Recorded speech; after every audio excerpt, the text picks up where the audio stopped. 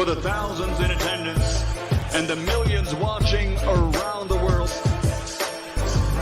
Ladies and gentlemen, let's get ready to rumble!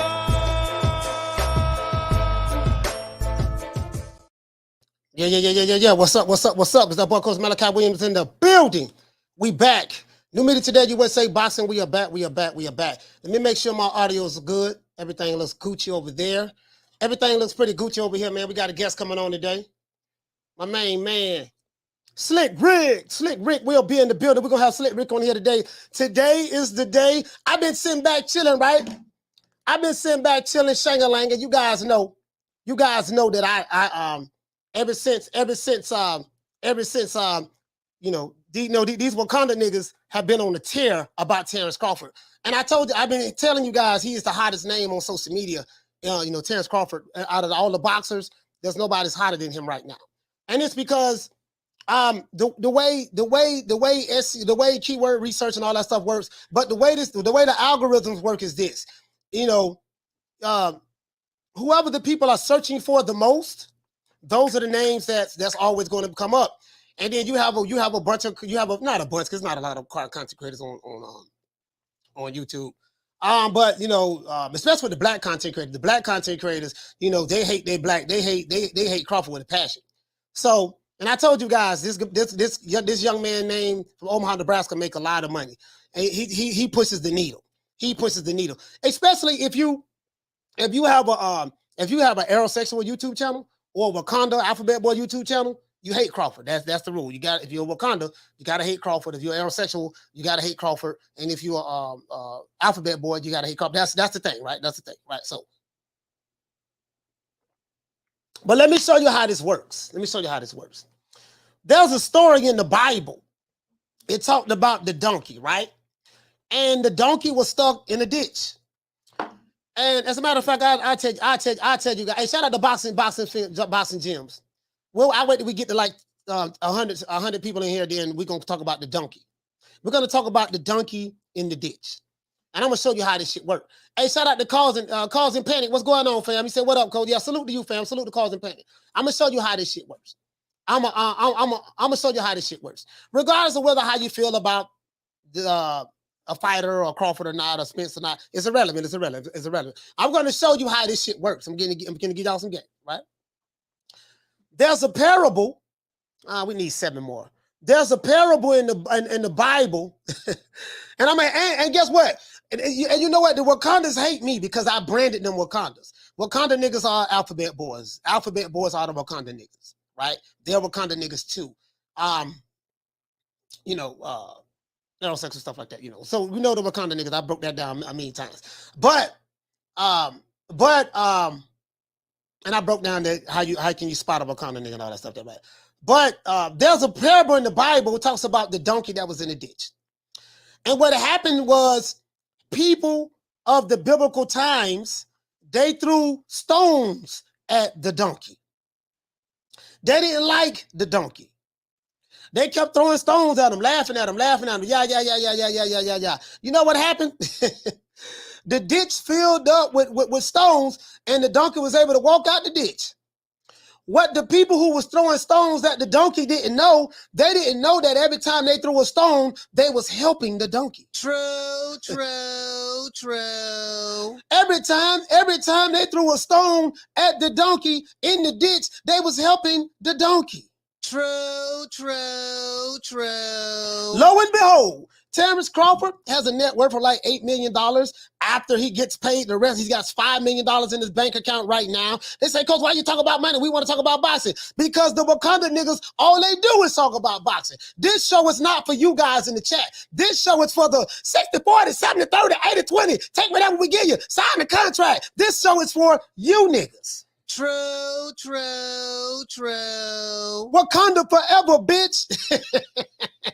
This show is for the Wakandas. I've been doing, we talked about Chocolatito. Remember last week I talked about Jamel Charlo. I said, man, ain't nobody even talk about Jamel Charlo. I told you guys 2 of my favorite fighters in boxing are who? Terence Crawford and Jamel Charlo. And Terence Crawford and Jamel Charlo don't like each other. But guess what? I still like both of them. Why? Because of their accomplishments in the ring, because of their mentality when it comes to boxing. If it wasn't for that, I wouldn't give a damn about neither one of them, to be honest with you. But I say all that to say this. So, the Wakandas, the boxing she-goals, the fag-nons, Kadashis and titties, the Jabba the Hutts, the slow learning disability boxing communities, all of the Wakanda niggas and their affiliates, the Wakandas have made Terence Crawford the hottest name in boxing on social media. True, true, true. I'm going to prove it to you. Not only that, but I'm going to prove it to you. We're going to go to some Wakanda nigga YouTube channels and some aerosexual YouTube channels. And there's one thing I'm going to promise you. You're going to see more Terence Crawford videos than anything. True, true, true. I'm going to show you videos that's pro-aerosexual, but they don't even talk about the arrows. They don't even talk about Errol Spence. They talk more about Terence Crawford. True, true, true. Man, listen, man, you niggas is so good. I'm gonna tell you something, man. Sometimes you can hate on a nigga so hard. Sometimes you can hate on, like I learned a long time ago when I was a shorty, right? Sometimes you can hate on a nigga so hard, you can hate on the player so hard that you hate him to success. True, true, true. You ever seen somebody, anybody in the chat, you can relate to this. Everybody got haters some way, form, or fashion. Have you ever seen somebody hate on you so hard, they got their nuts crossed on you? That's what we say in Florida. Nigga got his nuts crossed. He got his nuts crossed. He got his legs crossed. He got all his fingers crossed. He got all his fingers crossed. The nigga got his toes crossed. He got his eyes crossed. The nigga want to see you do bad so bad. He got his fingers crossed, his nuts crossed, his legs crossed, his eyes crossed, and the nigga got his toes crossed. Guess what? And the nigga hated you to success. True, true, true.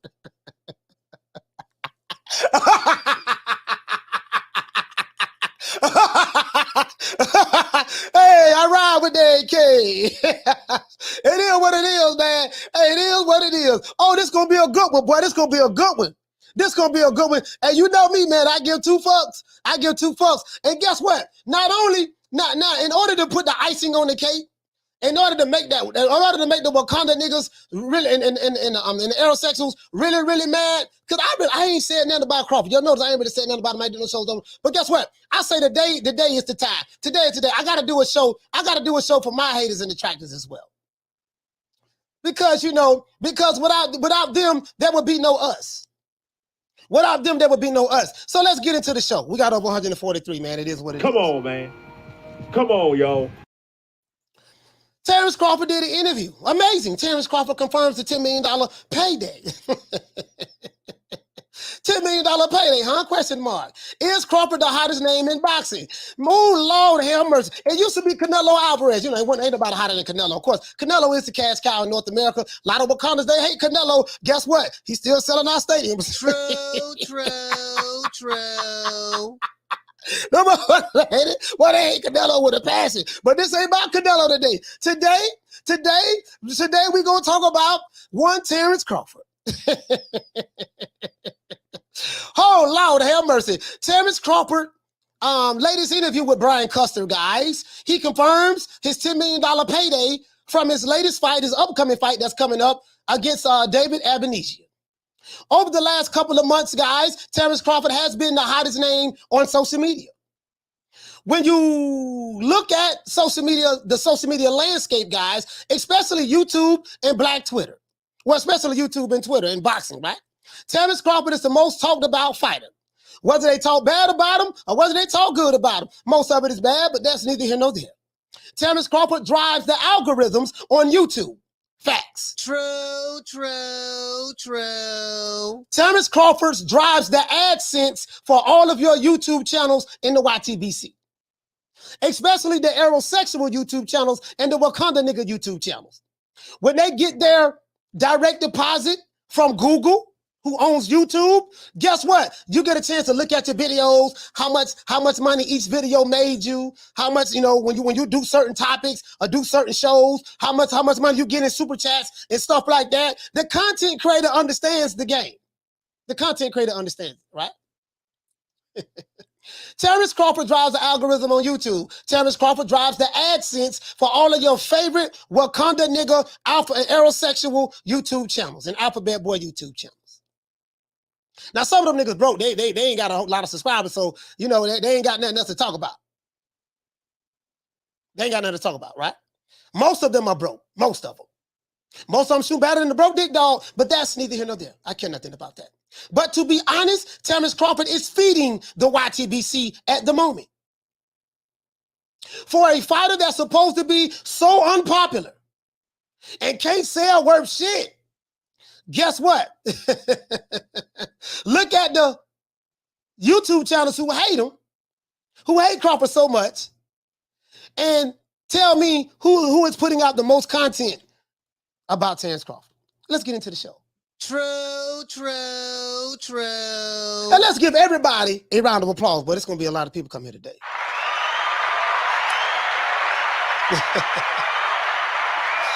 All right, Bo Dave, what did he say, fam? He said, he said, Wakanda forever. Yes, sir, Wakanda forever. You know, you got to. Hey, shout out to Mike Jenkins. Come on, man. Come on, yo. Hey, just imagine, hey, Mike, just imagine what Mike Jenkins said. Mike, just imagine. Mike, just imagine. What Mike at? Mike, just imagine. Hey, shout out to my sister Nick. Shout out to my sister Nick in the building. Just imagine a nigga got his nuts crossed on you so hard. Just imagine a dude going to bed at night praying that you don't wake up in the morning. Just imagine a dude go to bed at night praying for your downfall. A dude that don't even know you.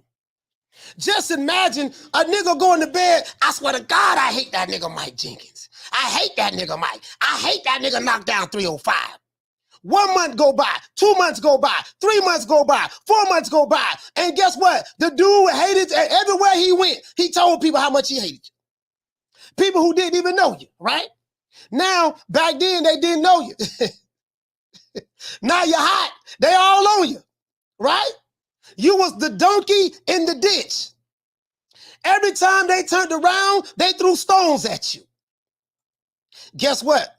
The ditch filled up with the stones that they was throwing at you. Guess what you was able to do? You was able to walk out the goddamn ditch. True, true, true. Nigga nuts, just imagine a nigga nuts crossed on you so bad that they got the blue balls. Nigga got blue balls, his fingers crossed, toes crossed, legs crossed, eyes crossed. When he go to bed at night, he pray that something happened to you. He hates you, he can't stand you. All throughout the day, he's praying and hoping something happened to you. He hates you, he can't stand you. You know what I mean? When the nigga wake up in the morning, the nigga wake up, I can't stand that nigga. Yada, yada, yada. Nigga ain't brushed his teeth yet. He ain't getting no pussy. You know what I mean? Some dudes going the other way. They ain't getting the other way. They ain't giving no awesome, getting awesome. They wake up every day obsessed with you. Guess what? Their obsession has made you into a star. True, true, true. And you know the crazy part about it? The crazy part about it is this. So I told you, I bother these dudes anytime I choose to. These guys are lightweight to me. They're very lightweight to me, right? I don't give a fuck who it is. Friend or foe. Friend or foe. Friend or foe. I take it to the cleaners. But I say all that to say this. Right? This is what it is. I can actually pull up, as a matter of fact, we're gonna pull up some of these Wakanda YouTube channels. As a matter of fact, let's do this though, because I got Slick Rick coming on, and I know how much the Wakandas love Rick Glazier. That's why I invited him on today. He gonna come on the show today. So I gotta send him a link in a minute. But I want you guys to hear this. Boy, these niggas, boy, I ain't never seen though. But niggas is mad. And I told you guys, it ain't no black and white. It ain't no, yeah, man, racism, white supremacy. No. It's niggas. What did I tell you guys? I say that all of these people who you hear talking about, yeah, man, the white man doing this and the white man doing that. Guess what? Your ass would have never been over here. We wouldn't be over here in North America if our own kind never would have sold us, captured us, and sold us. These are the facts. These so-called pro-black niggas. Listen, the so-called pro-black niggas are the worst niggas. I hate so-called pro-black niggas with a passion. I love pro-black niggas, but the so-called, the fake ones, right?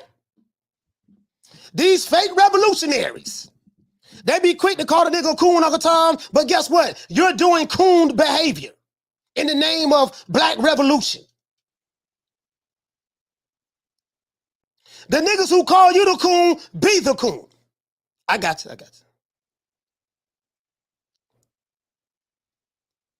You get what I'm saying? But that's neither here nor there. Like I said before, there's nothing wrong with that. Black, listen, it's always gonna be this way. We're gonna keep banging on each other, and I don't have a problem with it. Because I don't live in Wakanda, I live in reality. It's gonna be nigga on nigga crime, so be it. I ain't got no problem with that. Let the games begin. Now, let's hear this. Let's hear this. Hold on, guys. As a matter of fact, as a matter of fact, because I got what's the name want to come on right now. Let me go ahead and send him this link. Let me send him this link right here. Damn, I'm cooking right now. God damn. I'm cooking right now, boy. I'm cooking right now. This one's for the cheering. So just imagine a motherfucker hating you so much. Terence Crawford don't got paid $10 million. Niggas mad. That nigga ain't got paid no $10 million. That nigga lied. He ain't got paid. He got, he said he got 5 already in his bank account. And he's getting the other 5 the week of the fight. Oh man, that nigga lied. That nigga ain't getting nothing, dog. No, I don't want to hear that shit. Broke niggas, Nick Sacks. As a matter of fact, let me pull out the Nick Sack. Hold on, I know I got a Nick Sack in here. What a Nick Sack at?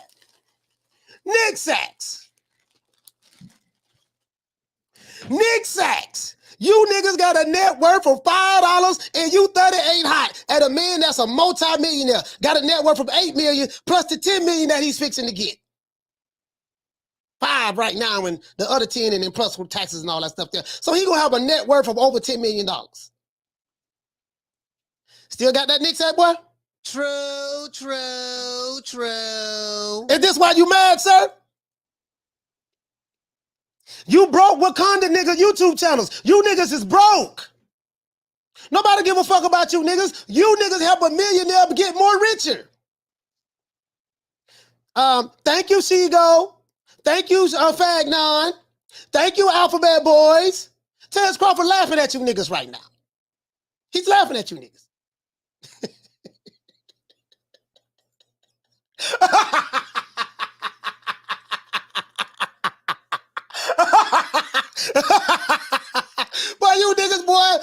You niggas, y'all did it, boy. Y'all so smart, you stupid. That's what my mom used to say. Boy, you so smart, you stupid. You know so much that you don't know a goddamn thing. Shout out to Herbalist. Hey, okay. For dropping that half for bam, dub on your boy. Hey, Leroy. Super chat received. Hey. This man don't really even talk. None of that. And y'all made this man the hottest search name in boxing. Even more so than Canelo. Your ad revenue tell you that, right? Ask your favorite YouTube daddy. Ask him what his ad revenue was telling him. Well, you know, like, we'll talk about that nigga here, man. I got to keep making videos. You know, I got the, oh, you know, I got the, you know, I got the. Nigga got the blue balls, his nuts crossed so tight. Let me go ahead and drop this link, man. Drop this link to Rick. That nigga here say, he's like,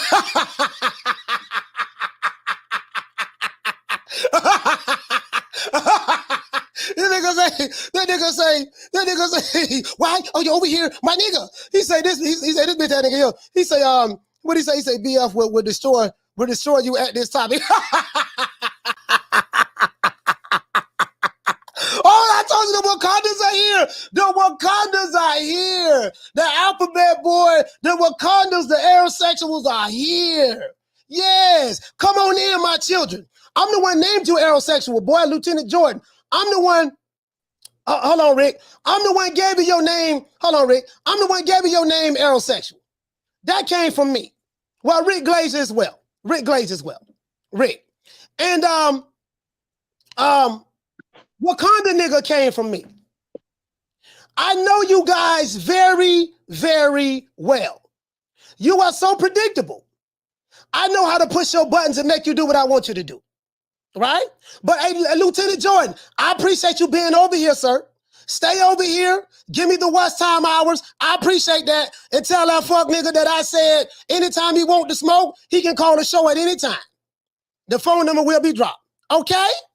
Now, that's enough shine you got for today. Oh, Slick Rick, sorry about that, fam. I had to take care of some house cleaning. I got a couple of aerosexuals here and some Wakandas here, and I just had to take care of some business.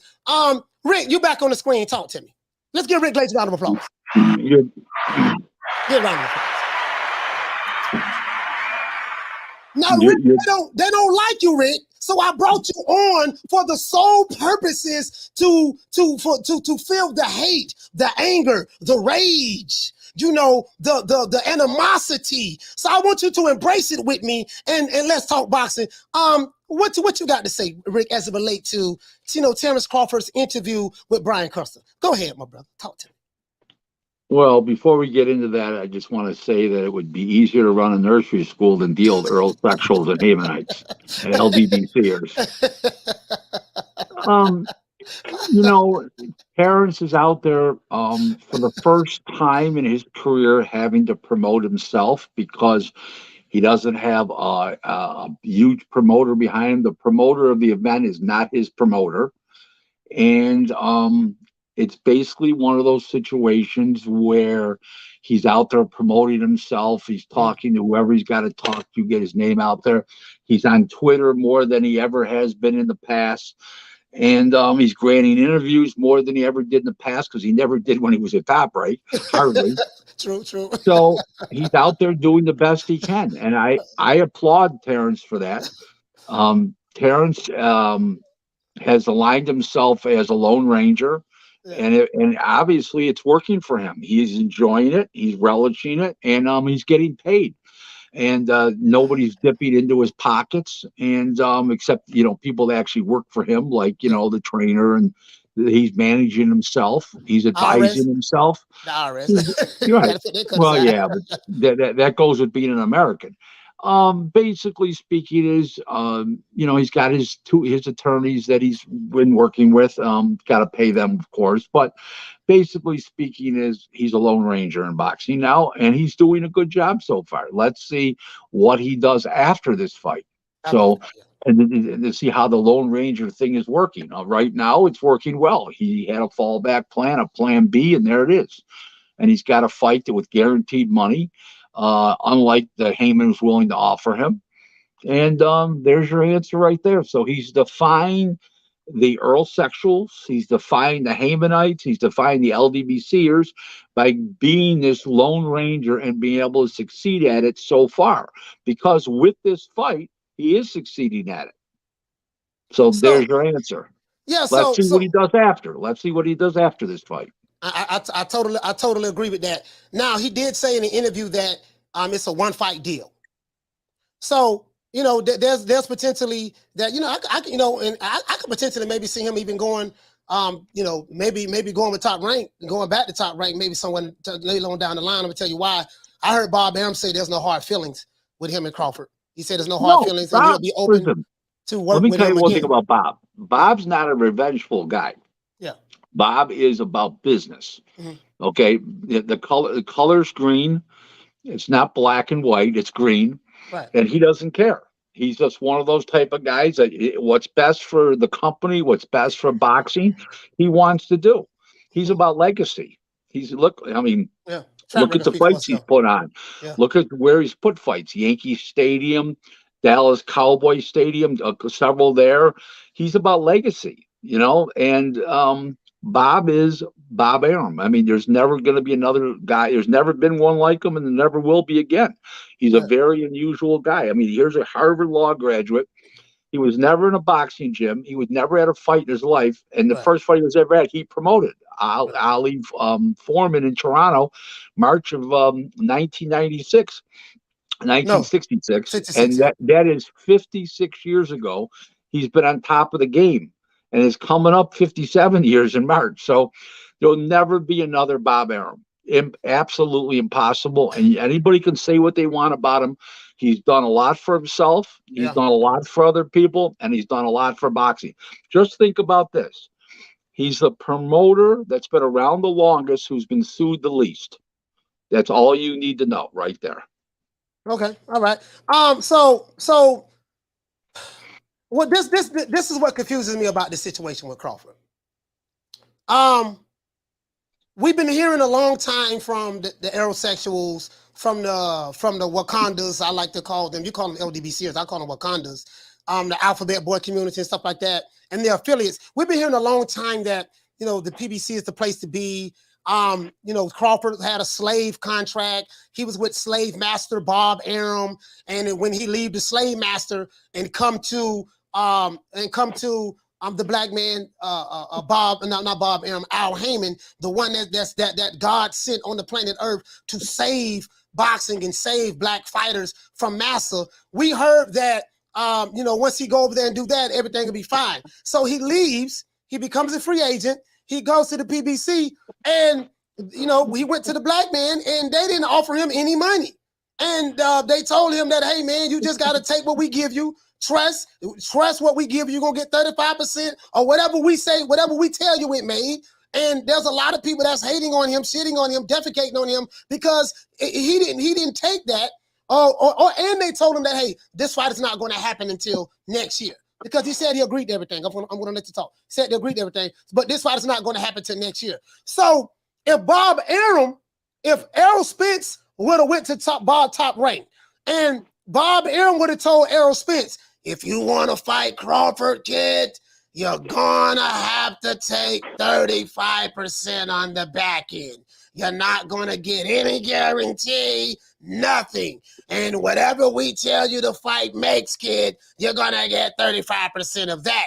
If the shoe was on the other foot, these Wakandas would be running around talking about in the name of Zamunda. I can't believe what this wicked racist white man Bob Arum is doing to the brother, the slave master. But when it's Al Heyman that's doing it, Jew. You forgot Jew. Oh yeah, Jew, yeah. But when Al Heyman does it, God damn it, it's a beautiful thing. But not only that, they hate the guy that they hate the guy that was offered the slave deal, and they're mad at him that he's getting $10 million. He got $5 million already from what he told Brian Custer. He's getting another $5 million the week of the fight. So they're mad at him that he's got the money, he's gotten paid. But when he went to Wakanda didn't have any more vibranium. What say you, Rick? You said it all. It's self-explanatory. What could I add to that was so eloquently said by you with such enthusiasm? There's nothing else to say. You're spot on. Listen, if I didn't say that, I would be speechless right now. Okay, you know me better than that. You said it right on. Here's the thing: the fact that Terence Crawford stood up to Al Heyman's bullshit. They are appalled, the LDBCers, the Haymanites, and the Earl Sexuals. And what did you call them? The Wakandas? Yeah, the Wakanda. Yeah, they're appalled by Terence Crawford standing up to King Wasabi here. Their Messiah, Al Heyman. That's what it amounts to. Ooh, Am I wrong? Did I miss something here? Boy, I'm gonna be all kind of coons and Uncle Toms and sellouts after this show. Yeah, because he didn't sell out. It's because he didn't sell himself short. Yeah, Rick. Hey, so that's all I want to say. So how come he was able to go to a not Amazon Prime? We're gonna say BLK Prime. You know, BLK Prime get $10 million, but he couldn't get it with Al Heyman.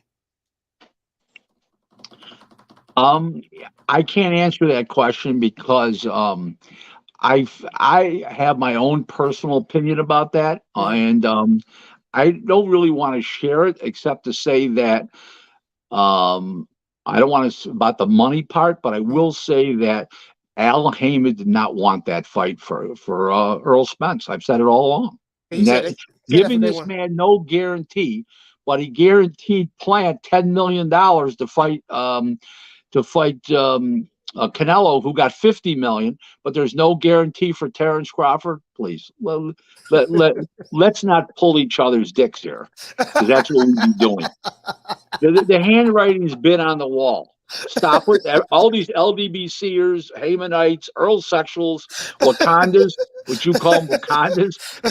They gotta stop with the dick pulling. But he mad at the motherfucker right now.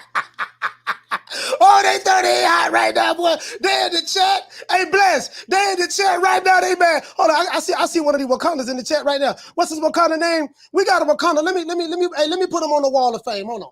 Let me put him on the wall of fame. I got a Wakanda right here. I gotta put him on the wall of fame. He might be an Earl sexual too. Hold on, Rick. I got somebody I gotta put on the wall of fame. Where he at? Boy, he 38 hot, boy. He madder than a mug. He madder than a mug, man. Oh, listen, man. If he's only mad at you, I'll be disappointed. He's not mad at me too. Oh, they hate you. It ain't but one person they hate more than me. That's you. But anyways. So, you know what? I'm gonna be honest with you. Two of my favorite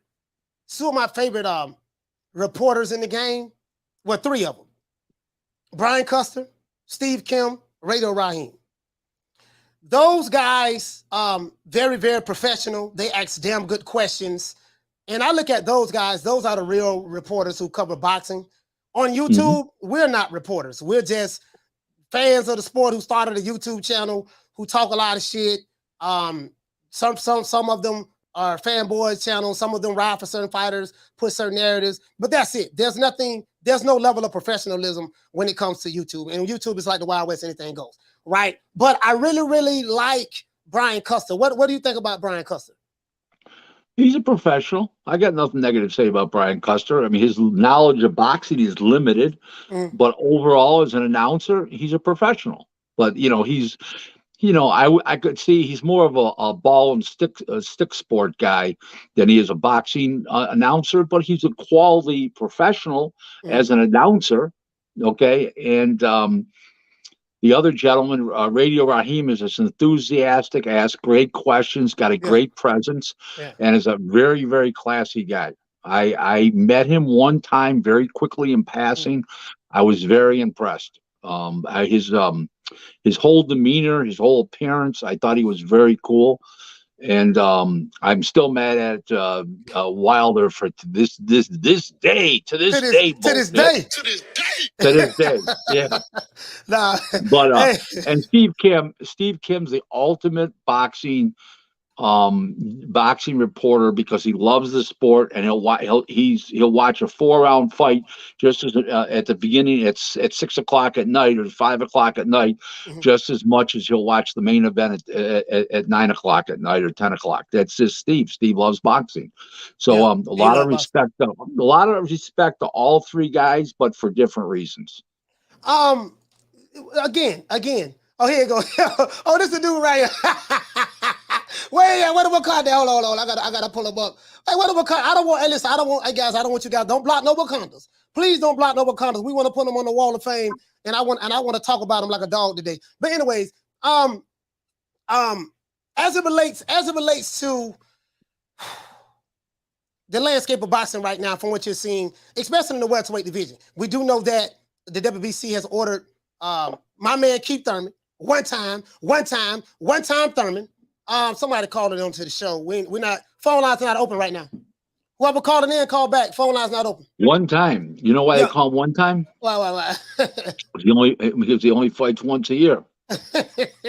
at most. Not even that. Hey, look here, man. Look here. We bring him. One time is going to bring Florida back to the forefront in the welterweight division, man. He's going to bring Florida back. One time when he put them paws on Errol Spence, everybody counting my dog out. I'm telling you, Rick. But one time is coming back with a vengeance. Hey, look, right? You got that look on your face. Hey, all this hating on my dog. One time is coming back with the vengeance. You can believe that. Believe that. Hey, Rick, but check it out, man. So, what do you think about the landscape? What do you think about the landscape right now of boxing and I'm gonna give it a different twist from a social media standpoint. We do know that Crawford is not the most talkative person in the world. And when he hold on. That was then. This is now. Now all of a sudden he's talking. Yeah. So Now he's talking. listen, let me tell you one thing. He's becoming a very good self-promoter right now. You know, you gotta, before he never talked, didn't do interviews, and now all of a sudden he's everywhere. I mean, the guy's doing pretty good myself. He's making himself out there, and that's a good start.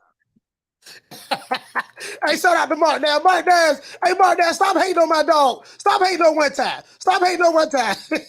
Hey, I'm telling you, boy, my motherfucking dog one time gonna pull it off, Rick. One time a year. Yeah, one time. I don't know who this person keep calling, but I'm gonna block this number. I gotta block this number because they keep calling. No, don't block it. Let him talk to me. I gotta hear it from. Oh, you want to hear some phone calls? Okay, let's hear some phone calls. Fuck it. We'll hear some phone. Yeah, you know we'll do something different. We'll let the phone calls come in. Hold on, Rick. Hold on, Rick. Hey, caller, hold on, caller. Hold on. Don't hang up. See what this is. You don't call here 4 times. This might be one of the ops. This might be somebody who calling to threaten me or something. So we're gonna find out who this is. Might be somebody who calling to threaten me. What about the last guy that threatened you? Yeah. He said he's gonna see me in Omaha, Nebraska. We'll see when I beat on the Tim. Caller, what's your name? Where you calling from? Hello. Yeah, New Media. This Tim, man. I'm calling you first and foremost to apologize to you. The FBI just showed up at my house. I'm the person, Money B. I'm the one that called into your show and trolled you and did what I did. I just want to apologize to you for calling in on your show and trolling you. You don't have to worry about me coming to no fight, doing anything to you. I don't know you. I never met you a day in my life. The FBI literally just showed up at my house, New York City FBI, saying that they're coming out here on the behalf of Tampa because some threats was made online. And I told them the truth that I was trolling. I don't know you. And I just wanted to come on your show and apologize for doing what I'm doing. And I hope that, you receive this message and you understand that I don't know you. I have no intentions of doing nothing to you. I'm pretty blown back that the FBI showed up in my house or something like that. It's not like I threatened the president, but at the same time, if you don't remember, I called into your show. I called into your show 2 days. I called into your show. Listen, I called into your show prior to me before doing that, and I was trying to state my case about why I feel like Errol Spence, could beat Terence Crawford. And he was calling me gay and aerosexual and homosexual. So that's what I did. I feel like respectfully, if you could dish it out, you should be able to take it. But again, I don't know you. I have no intention of doing nothing to you. And I just hope that you understand that and what I'm saying. Because I'm a young black man and I don't need no federal charges or any trouble with the police. How old are you? Me, I'm 22 years old. All right, you're 22 years old. So let me tell you what happened, right? When you law enforcement, federal law enforcement, they monitor social media. I hope you understand this, right? And when you call someone online, if you go on my chat, there's a digital fingerprint that you use. They can find out where you at from your IP address. But when you call somebody and you threaten to murder them, take their life, kill them, body them, whatever the case may be, you have broken federal laws. You do know that. That's a violation of the Patriot Act. Anything, so you have broken federal laws. You broke the law. You literally told on yourself when you called the show and said who you are, where you from, and you had your phone number showing, you know what I mean? So you literally told on yourself. And when you go to talking about murdering, killing, and stuff like that, that triggers something within the algorithms of YouTube and stuff like that. You get what I'm saying? So okay, well, the FBI came to my house and said that Tampa, somebody went to the FBI in Tampa, and Tampa was reaching out on behalf of New York City was reaching on behalf of Tampa. So it's not like the FBI was looking for the information. You had to go to the FBI just because you felt threatened, and that's fine. That's okay. I understand that because, like you said, I did do that. I did pick up my phone, get on my computer, and told you and did what I did. But other people have too, and I don't understand why was it just if you're gonna do that, then do it to all. Why not? Why you just chose me? I mean, for one, you know. But I understand. I take full responsibility for my actions. And if you decide to press charges on me, then it is what it is. But I just want to let you know that I don't know you. I never met you, and the only reason why I did it was because I called in before. Prior to before that, you could check the videos. And you disrespected me, called me gay, and like I said, you dish it out. Hold on. Hear me out. I never spoken to you before in my life. You the first person that ever called me named Money. I called him on the show. I called him on the show twice in media. I called him on the show. Hold on, Money B. Hold on. That's for one. For one, I never heard of you before until you called the show that day. That's one. Two. I called in on the show twice. If you look at the Hold it, sir. Hold it. I'm saying this is my first time hearing about you. Two, I didn't have to call the law enforcement on you. You told on your goddamn self. Okay, well that's what the law enforcement said. That's what they said. Because I'm gonna be honest with you. Whatever you felt like that you was going to do, or whatever the case may be, it wasn't going to work. It wasn't going to work. You said because you went to the FBI. No, I didn't have to go to the FBI. So I didn't call to make it about this. I just called to apologize to you, to show you that I'm not going to do nothing to you. Listen, I accept your apology, but I wasn't worried about you doing anything to me anyways. I just want to let you know that. I accept your apology, but you okay, so if that's the case, then why is the FBI showing up in my house? Because you called in threatening me on the internet, hold on. You called me. No, hold on. You're not going to overtalk me. You called in and threatened me on the internet in the public, dog. You literally told on yourself. You literally told on yourself, and you had your phone number showing. You literally told on yourself, dude. Literally. Hey, well, anybody that's saying this is fake, this is not fake. David SSERRAZZA, Special Agent, New York Field Office, 212-384-5000. 2 agents showed up at my house. Okay. Thinking that I was going to do Can I just ask a question? All right. Well, go ahead. Go ahead. Question? This is which group do you fit in? Are you an Earlsexual? Are you a Hamanite or an LDBCer? No, I'm not neither. I'm a person with an opinion, and just like New Media has an opinion that he feels that Terence Crawford didn't duck Errol Spence, that Terence Crawford can beat Errol Spence. I feel as though that's not true. I feel as though Terence Crawford did duck Errol Spence, and Terence Crawford cannot beat Errol Spence. That's my opinion. And he said I never called in on the show. But what does I called in on the show twice from that number. What does that have to do? What does that have to do with you saying you want to murder me? Let me speak. No, the first time I called in on your show, New Media, I said, this is Tim from Brooklyn. And you said, what do you want to talk about? And I said, I really agree. The reason why I feel as though Errol Spence could beat Terence Crawford, and you was calling me gay and heterosexual. You didn't even let me talk. That's when I called in the second time, and I said, this is Money B from Brooklyn. So if you look back at your videos, I did call twice. All right. So if you called and said your name was Tim in one call, and then the next call you said your name was Money B, this is why I didn't know who you were. Well, you should have looked at this. This is why I didn't know who you were. New Media. Look, New Media. I don't want to make this. I'm not trying to argue with you. Yeah. I just called in to apologize. This whole thing with the FBI coming at my door, this is crazy. Like, no, hold on. No, that's not my fault. You went to the FBI. You went to the Tampa Field office. Hold on. That's your fault. How the fuck you gonna call my show and now you want to call me apologizing after you threatened to kill me, and now you got to suffer the consequences of your actions. Now you calling me copping deuces. You call me copping deuces, nigga. I didn't call you threaten to kill you or murder you. You called me threaten to kill me and murder me. You did it on a public platform. You did that. So accept responsibility for your action. You did that. Your apology is not accepted. Hold on. Him out. Hold on, because you trying to overtalk me. Your apology is not accepted from me. Your apology is not accepted from me. I'm just want to let you know that. Say what you got to say so you can get off the phone. Wait, because I'm not worried about you. Yeah, I'm not worried about you. So remember that. Yeah. I don't know you. I'm not going to threaten you. I don't know you. You don't have to worry about me coming to no Terence Crawford fight, doing nothing to you because I don't know you. The fact that you could dish it out, but you can't take it, shows people how you are. And I'm going to be doing a video showing that the FBI came to my house. I took a picture of it, and I got their card. So if people calling in onto this new show, watch what you do. Not every person that you troll does not think that you're trolling, and they're going to go to the FBI and they will go to the police. So watch what you do. And you're right. I take responsibility for what I did. But the fact that you can dish it out, but you can't take it, and you go to the FBI shows how you are as a person. Sir, I'm done with the conversation. Yeah, I apologize. You have to accept it. So it is what it is. Get him off. Get him off. Anyways, this is a dumb dude. Listen. He said he didn't know you, but he knew enough to threaten you. So anyways, this fool called me. Wait, this guy's chatting here. This guy's got a super chat, $9.99 here. Chickarelli. Yeah, shout out to Chickarelli. Hey, okay. Dropping that half for bam, dub on your boy. Hey, Leroy. Super chat received. Oh, this is great content. I gotta put this out. I'm gonna put this back out there. You say glad to see Rick on again.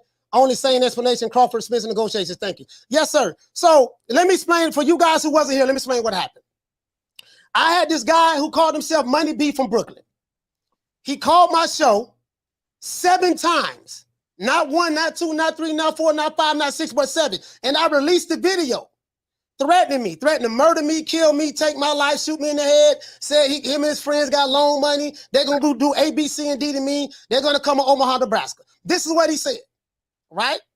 He said it on a public platform where thousands of people can hear. That video got about 40-some thousand views. Dumbass called me, threatening me, and had his phone number showing in the phone, and he literally said all this shit on social media. Now, he's giving me a half-ass apology because he's upset that the FBI came to his house. Based on crimes that he committed by threatening someone online on the internet. Nigga, you told on yourself. Now you mad at me because the feds came in your house. Listen, would you do me a favor? Find out what high school he went to. I'll remind my friends that live in his area not to send their kids there. Holy shit. Yeah. Well, yeah. I mean, yeah. But that's like a guy. Like I see a lot of these young guys. They be pointing guns in the camera and stuff like that, and yada yada yada yada yada. And then they turn around and say, "Man, somebody told on me." No, you told on your goddamn self. Yeah. Idiot. But anyways, that's neither here nor there. Yeah. Shout out to Chickarella. What's going on, fam? Let me get to all these super chats. Hold on. Shout out to my sister Bless 365. Hey, okay. For dropping that quarter of a bam dub on your boy. Hey, Leroy. Super chat received. Playtime's over, boy. Nigga, how nobody he want to apologize? I don't want to hear that apology shit. You don't threaten me and tell me you want to apologize. No, fuck that. If the FBI would have just been at his house, he wouldn't be apologizing. Yeah. Hey, shout out to my sister Bless. What you say, sis? You saying the FBI coming back tomorrow with your scary ass? Yeah, I ain't trying to hear that shit. Not me. I'm not trying to hear it. Fuck that. Shout out to Ride the Storm. Hey, okay. For dropping that quarter of a bam dub on your boy. Hey, Leroy. Super chat received. Playtime's over, boy. He said the caller's common sense is a reflection of male figures absent in their lives. It is what it is. Yeah, but anyway, back to what we were saying about boxing, Rick. This guy right here says he said this was fake, coach. You know it don't happen like that. He was trying to pull a double twist on Suck because he was dumb and emotional. He embarrassed himself. I damn near felt embarrassed for him because we close in age. Yeah. It is what it is, fam. Rick, about what we were saying about the welterweight division. So now we have Virgil Ortiz, we have Jaron Ennis, we have you see what's going on with Errol Spence. He has 3 belts. You see what's going on with Terence Crawford. He's going to fight Avanesyan. What do you see happening from a sanctioning body standpoint with these fighters? Let's say, what say you? Let's say Errol Spence was to defeat Keith Thurman.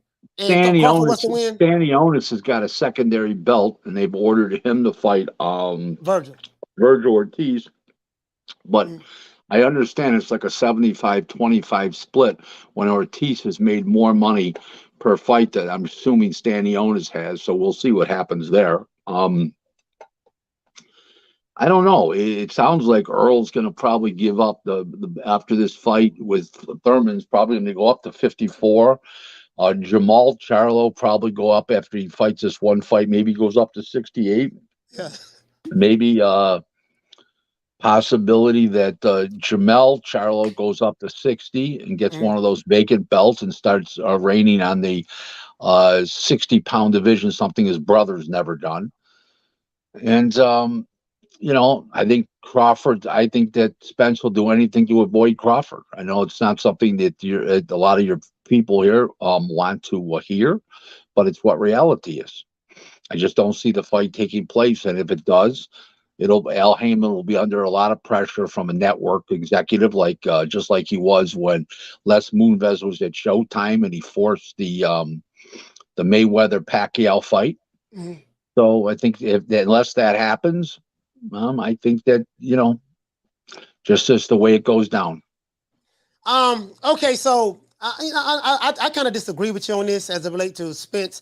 I think Spence wants to fight Crawford. I think he does want to fight Crawford, but I just think that I don't believe that Al Heyman wants to make the fight. Right. I Well, believe that's that the same. I, It's the yeah, same.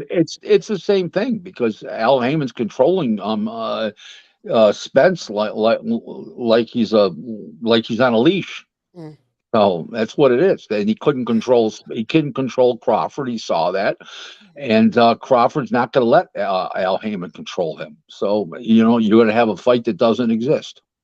Yeah, but Crawford is not a PBC fighter, so of No, course. no, no. But he was offered to be a PBC fighter. He offered to Heyman wanted to be his advisor and all this kind of shit, and Crawford doesn't trust him and rejected it.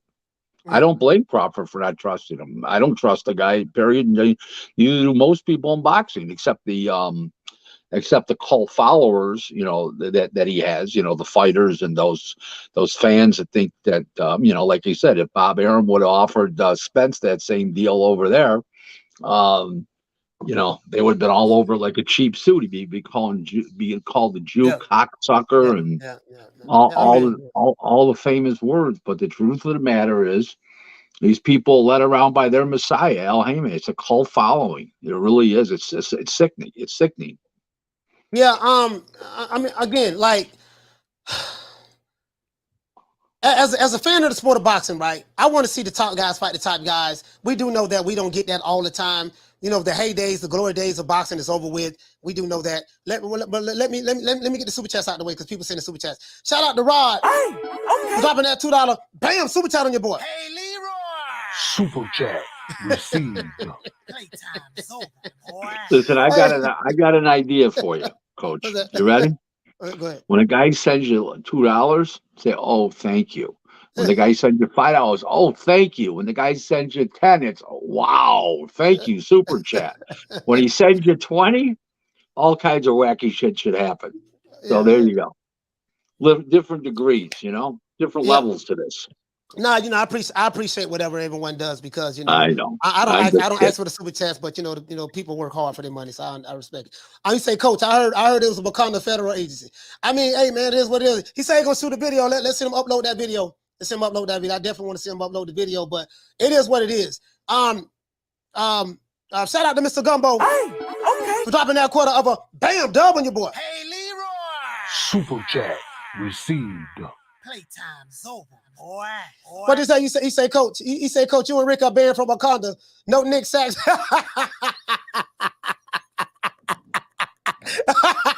Mr. Gumbo, what'd you say? You say no Nick Sachs. Hey, you know what? If it wasn't for Rick, Rick, I wouldn't have answered that phone. I wasn't going to answer that phone because normally when I have you on the show, I don't allow phone calls to come in. You know what I mean? But I wasn't going to answer that phone. But you know what? I'm gonna do something different today. Anybody want to call in? It's been the highlight of my day so far. Have him call back, please. I want to say, who's that? He said, "Oh, come on, that's just internet trash talk. You didn't have to speed down the FBI over it, Goofy." Oh, this is this cool Buck Curry. This is Derek from Florida. bruh, again. I'm gonna explain this to you one more time, Derek from Florida, right? I don't know, maybe that's your homeboy, Derek, because I know you have trolled me before as well. But if the FBI did come to this guy's house, you know what I mean? He called back 7 times, said what he said, yada, yada, yada, blase, squaze. The nigga literally told on himself. So, cool boy, however you feeling, sir, I know you from Florida, right? I really don't care how you feeling. If you don't want to be here, you can leave. But I know you will be here every day, okay? He a young kid too, Cool Boy Curry as well. He a young kid as well. Let's see. How many more super chats we got? What you say, Tyrese? Hold on. What to say, Tyrese? Shout out to Tyrese. Hey, for dropping that $2. Bam, super chat on your boy. Hey, Leroy. Super These chat. niggas want to call me copping deuces now. Playtime's over, boy. Because some shit you did. I'm just saying when keeping it real goes wrong, money be. Hey man, it is what it is. It is what it is. It is what it is.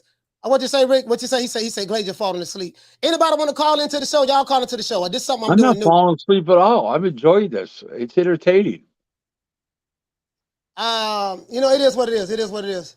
What you say, music? Music say, he said you can't make death threats on the internet. It's virtually unacceptable.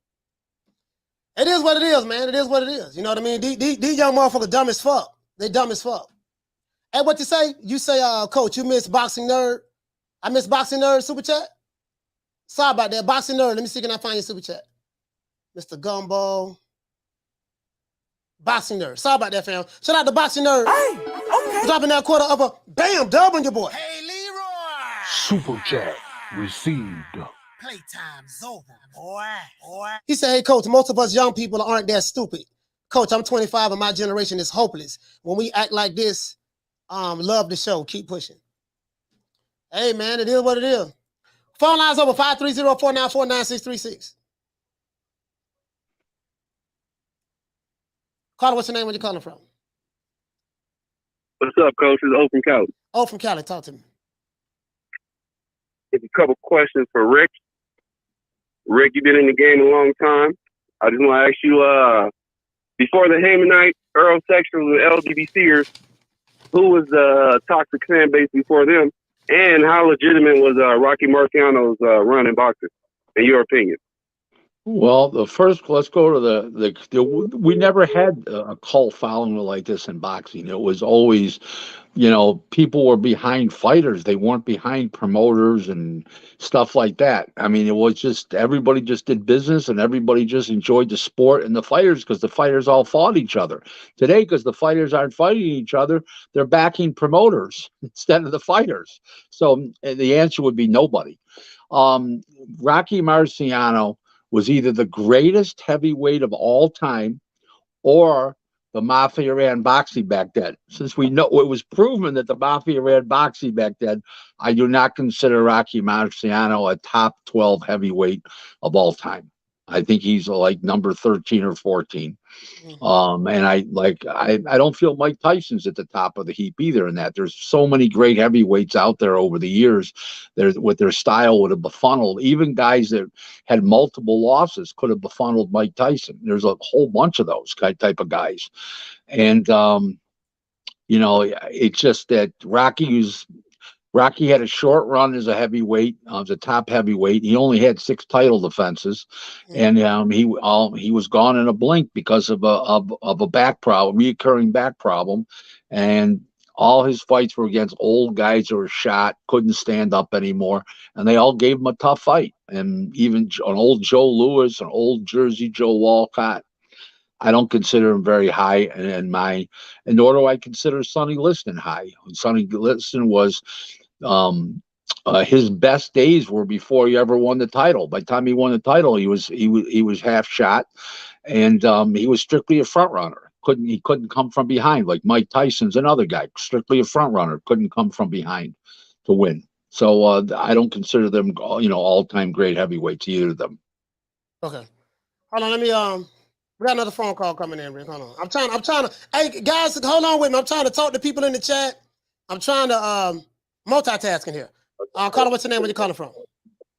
Gregory Quattlebaum. Hey, Coach, I'm loving this show. I just started watching you. Yes, sir. And I have written, or I should say put in chat, that Terence outsmarted Al Heyman in the negotiations. Hey, Coach. No question. I've said it already. Can you turn the volume down in the back, Gregory, please? Oh, I need to turn this down. I'm sorry. Yes, sir.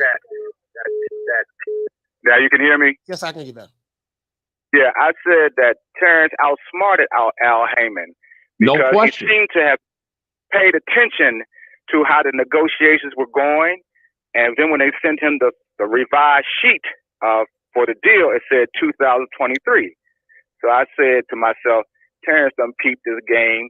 He dipped out, made the deal with BLK, got the 10 mil, plus still a free agent, and he's still available for 2023.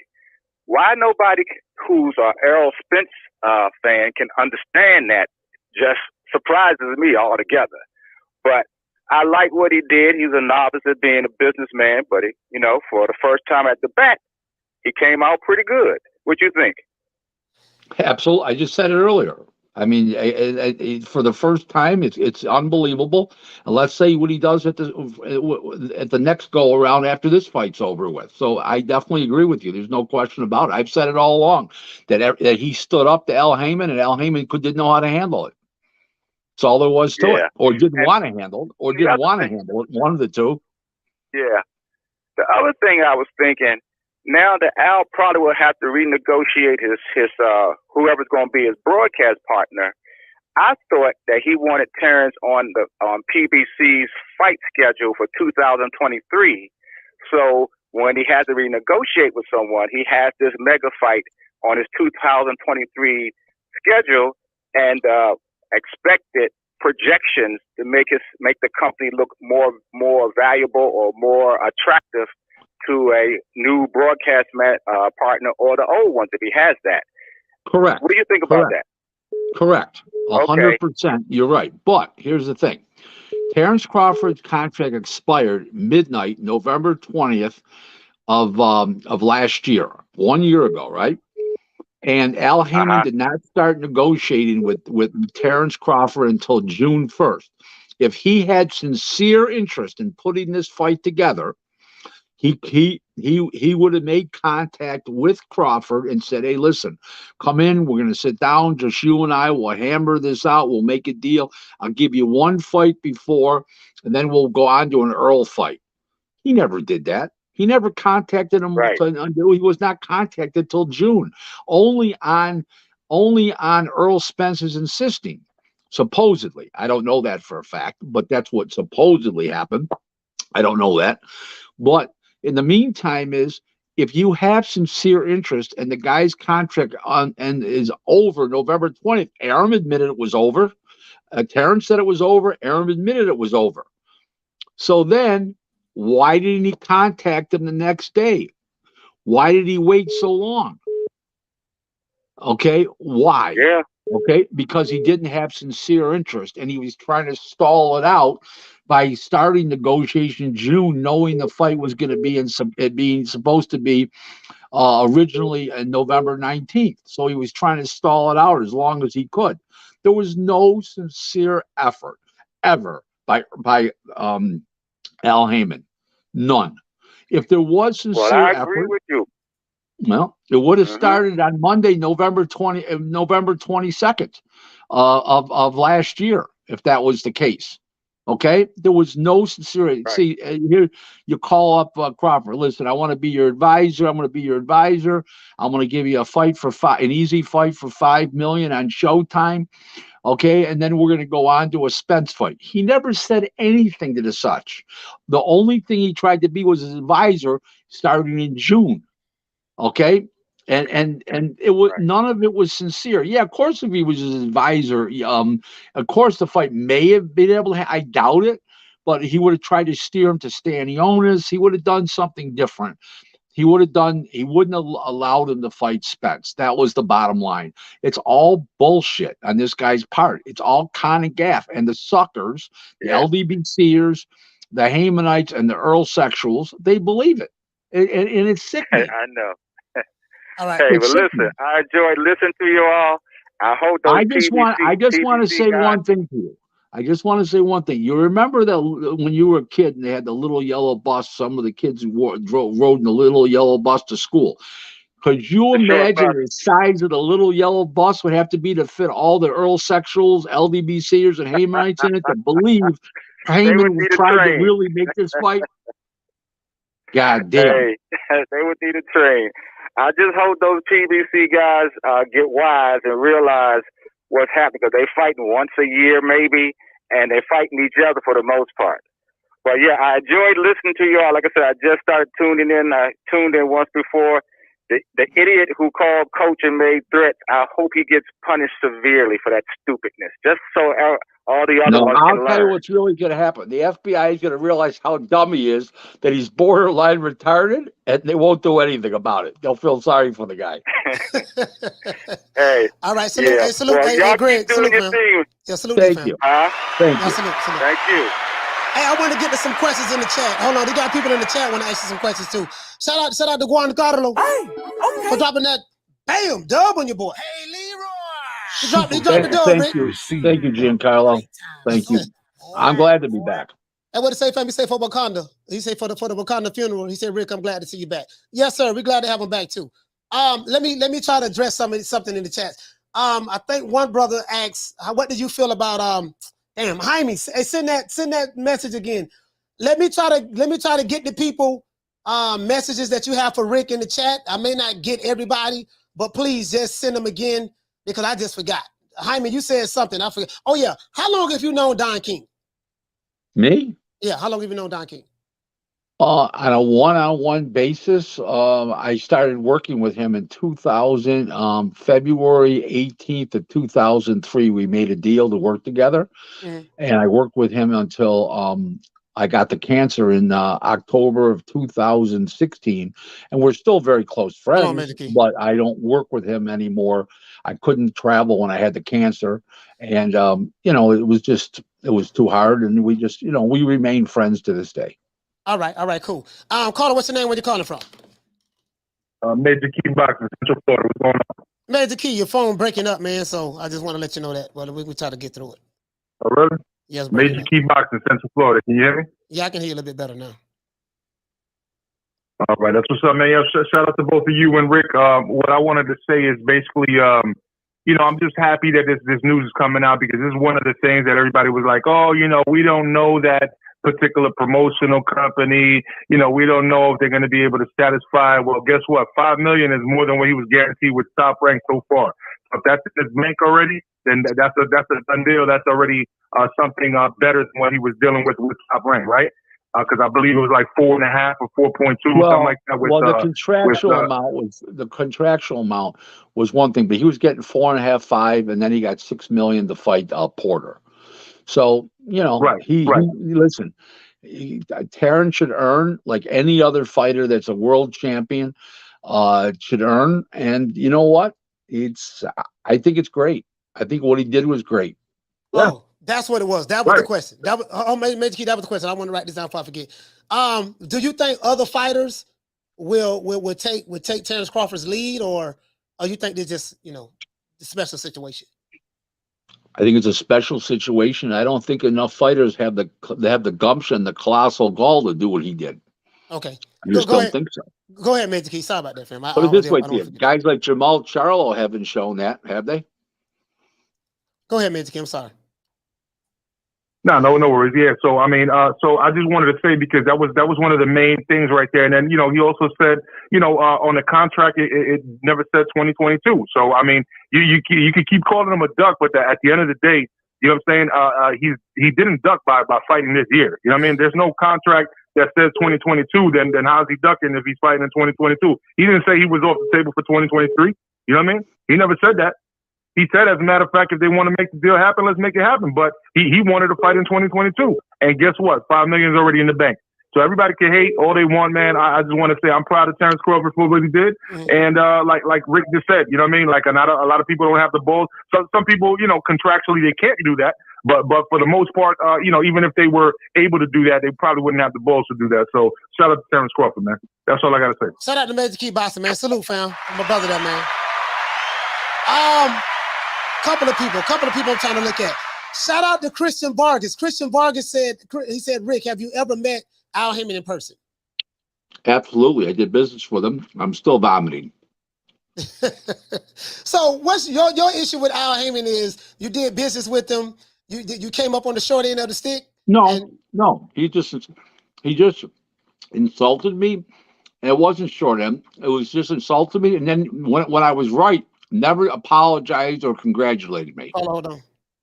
Okay. All right. So he hurt your ego. No, he didn't hurt my ego.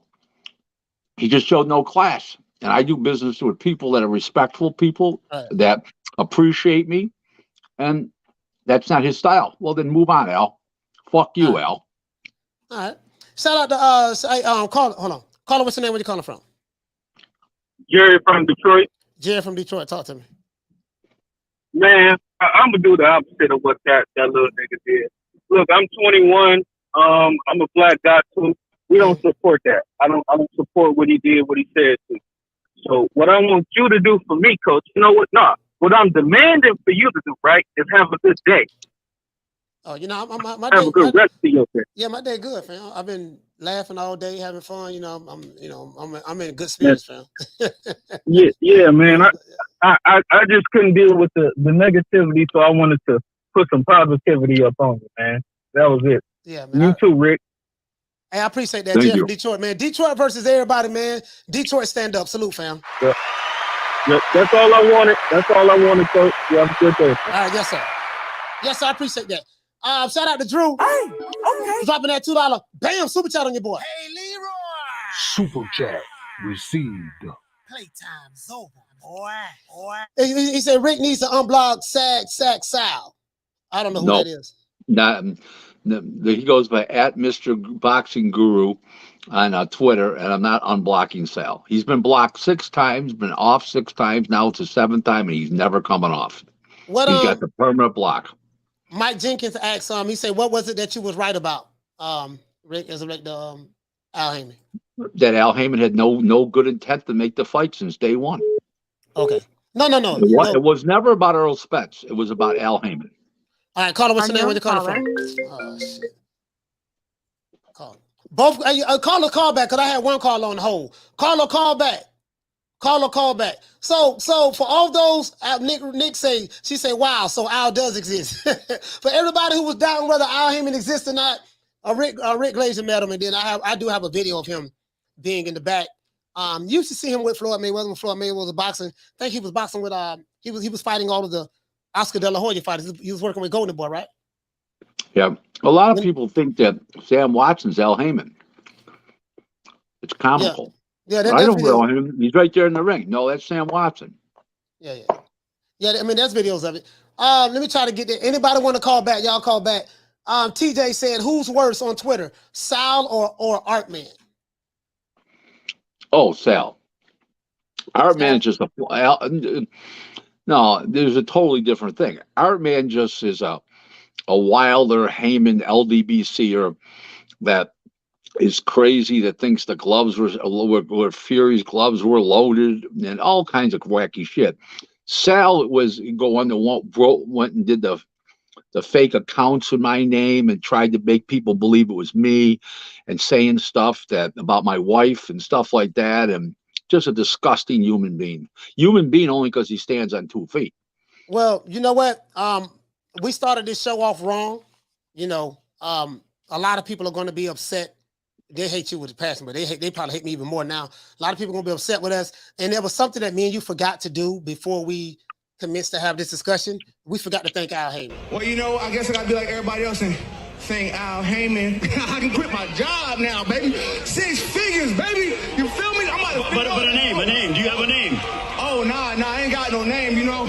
Name them names, man. They know who they is. Name them names, please. The names need to be named. They know who they is. The Mexican monster. Caller, what's your name? Where you calling from?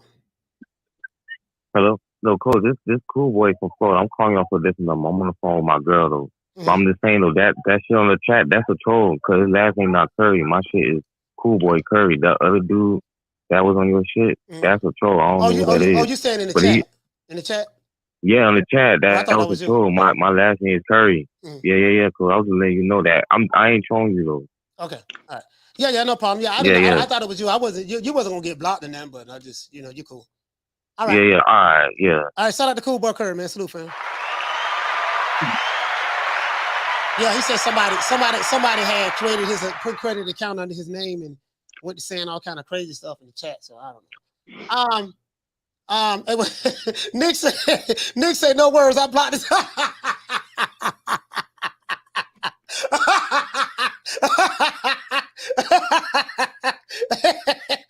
Hey, Rashad say, man, he said, man down, Lions only game. Ain't nothing wrong with that, fam. Man down, Lions only. You know, Jamel Charlo is one of my favorite fighters. I don't know if you know this, Rashad, but 2 of my favorite fighters, Rick, I don't know if you know this. One is Terence Crawford, and the other one is Jamel Charlo. I like both of them. As a matter of fact, I'm the one that said when people keep calling them the Charlo twins, I said they're the Charlo brothers. I said Jamel, 154, he got all the heart. The other guy's got a heart like a pea shooter. So how could they be twins? Their heart sizes are totally 2 different. You know, so I said they're brothers. I'm a big fan of Jamel. You got to love him. He fights everybody that will fight him.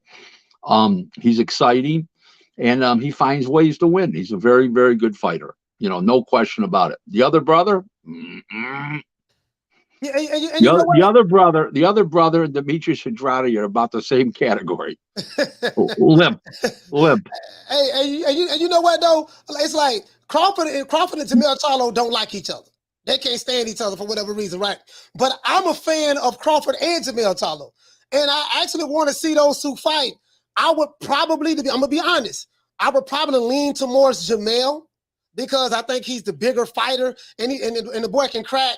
And but the only thing that would give me trepidation about Jamel Charlo is he fights if he fights angry, he has a tendency to tighten up. He fights, he tightens up, he gets really tense when he boxes, and you can tell when he's going to throw the right hand or throw a hard shot because he telegraphs it. He telegraphs it with this, you know what I mean? He shows it like how he did when he fought Tony Harrison in the first fight, and then Castano in the first fight. Okay. So if so he can you want my opinion? go ahead.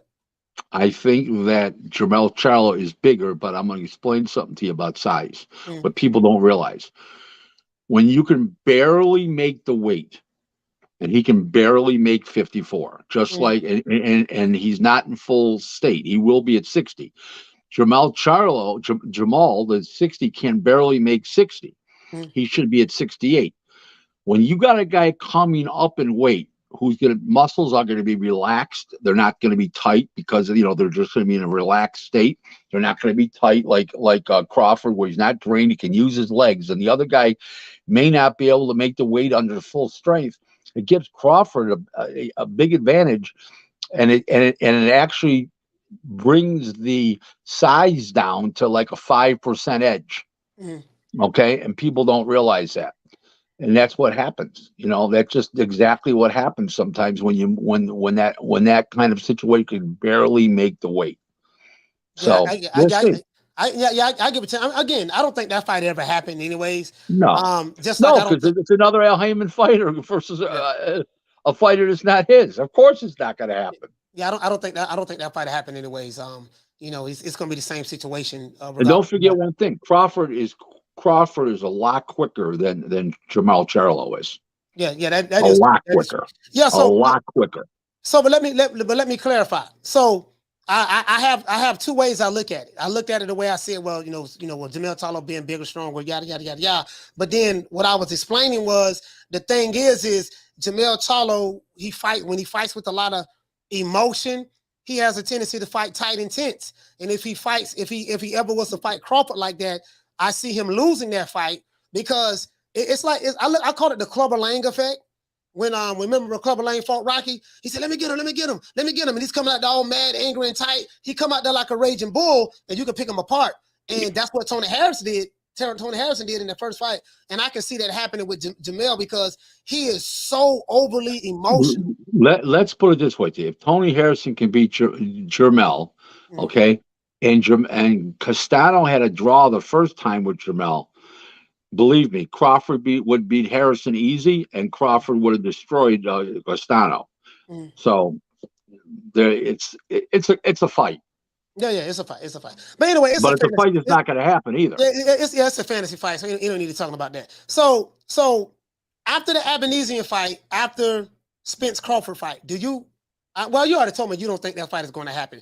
But do you think that those guys would try to revisit that fight? Because I did hear Crawford say on the Brian Custer podcast that he will revisit because the revised whatever they talked about. Revised draft. Well, I think it's going to be the same deal. I think that Crawford's going to go into this wanting to make the fight. He's going to look to have another avenue in case it doesn't happen, and and I don't blame him. I mean, everybody's forgetting that Floyd Mayweather came out on a video on Fight Hype on October 7th and said this fight's not going to happen. Long before Crawford, was still in the midst of negotiation. That's when he hightailed it out of there and went and got the other fight. And there's another misconception. Terence Crawford did not pick David Avanesyan. Okay? the promoter says, you want me to put a show on? This is who you're going to fight.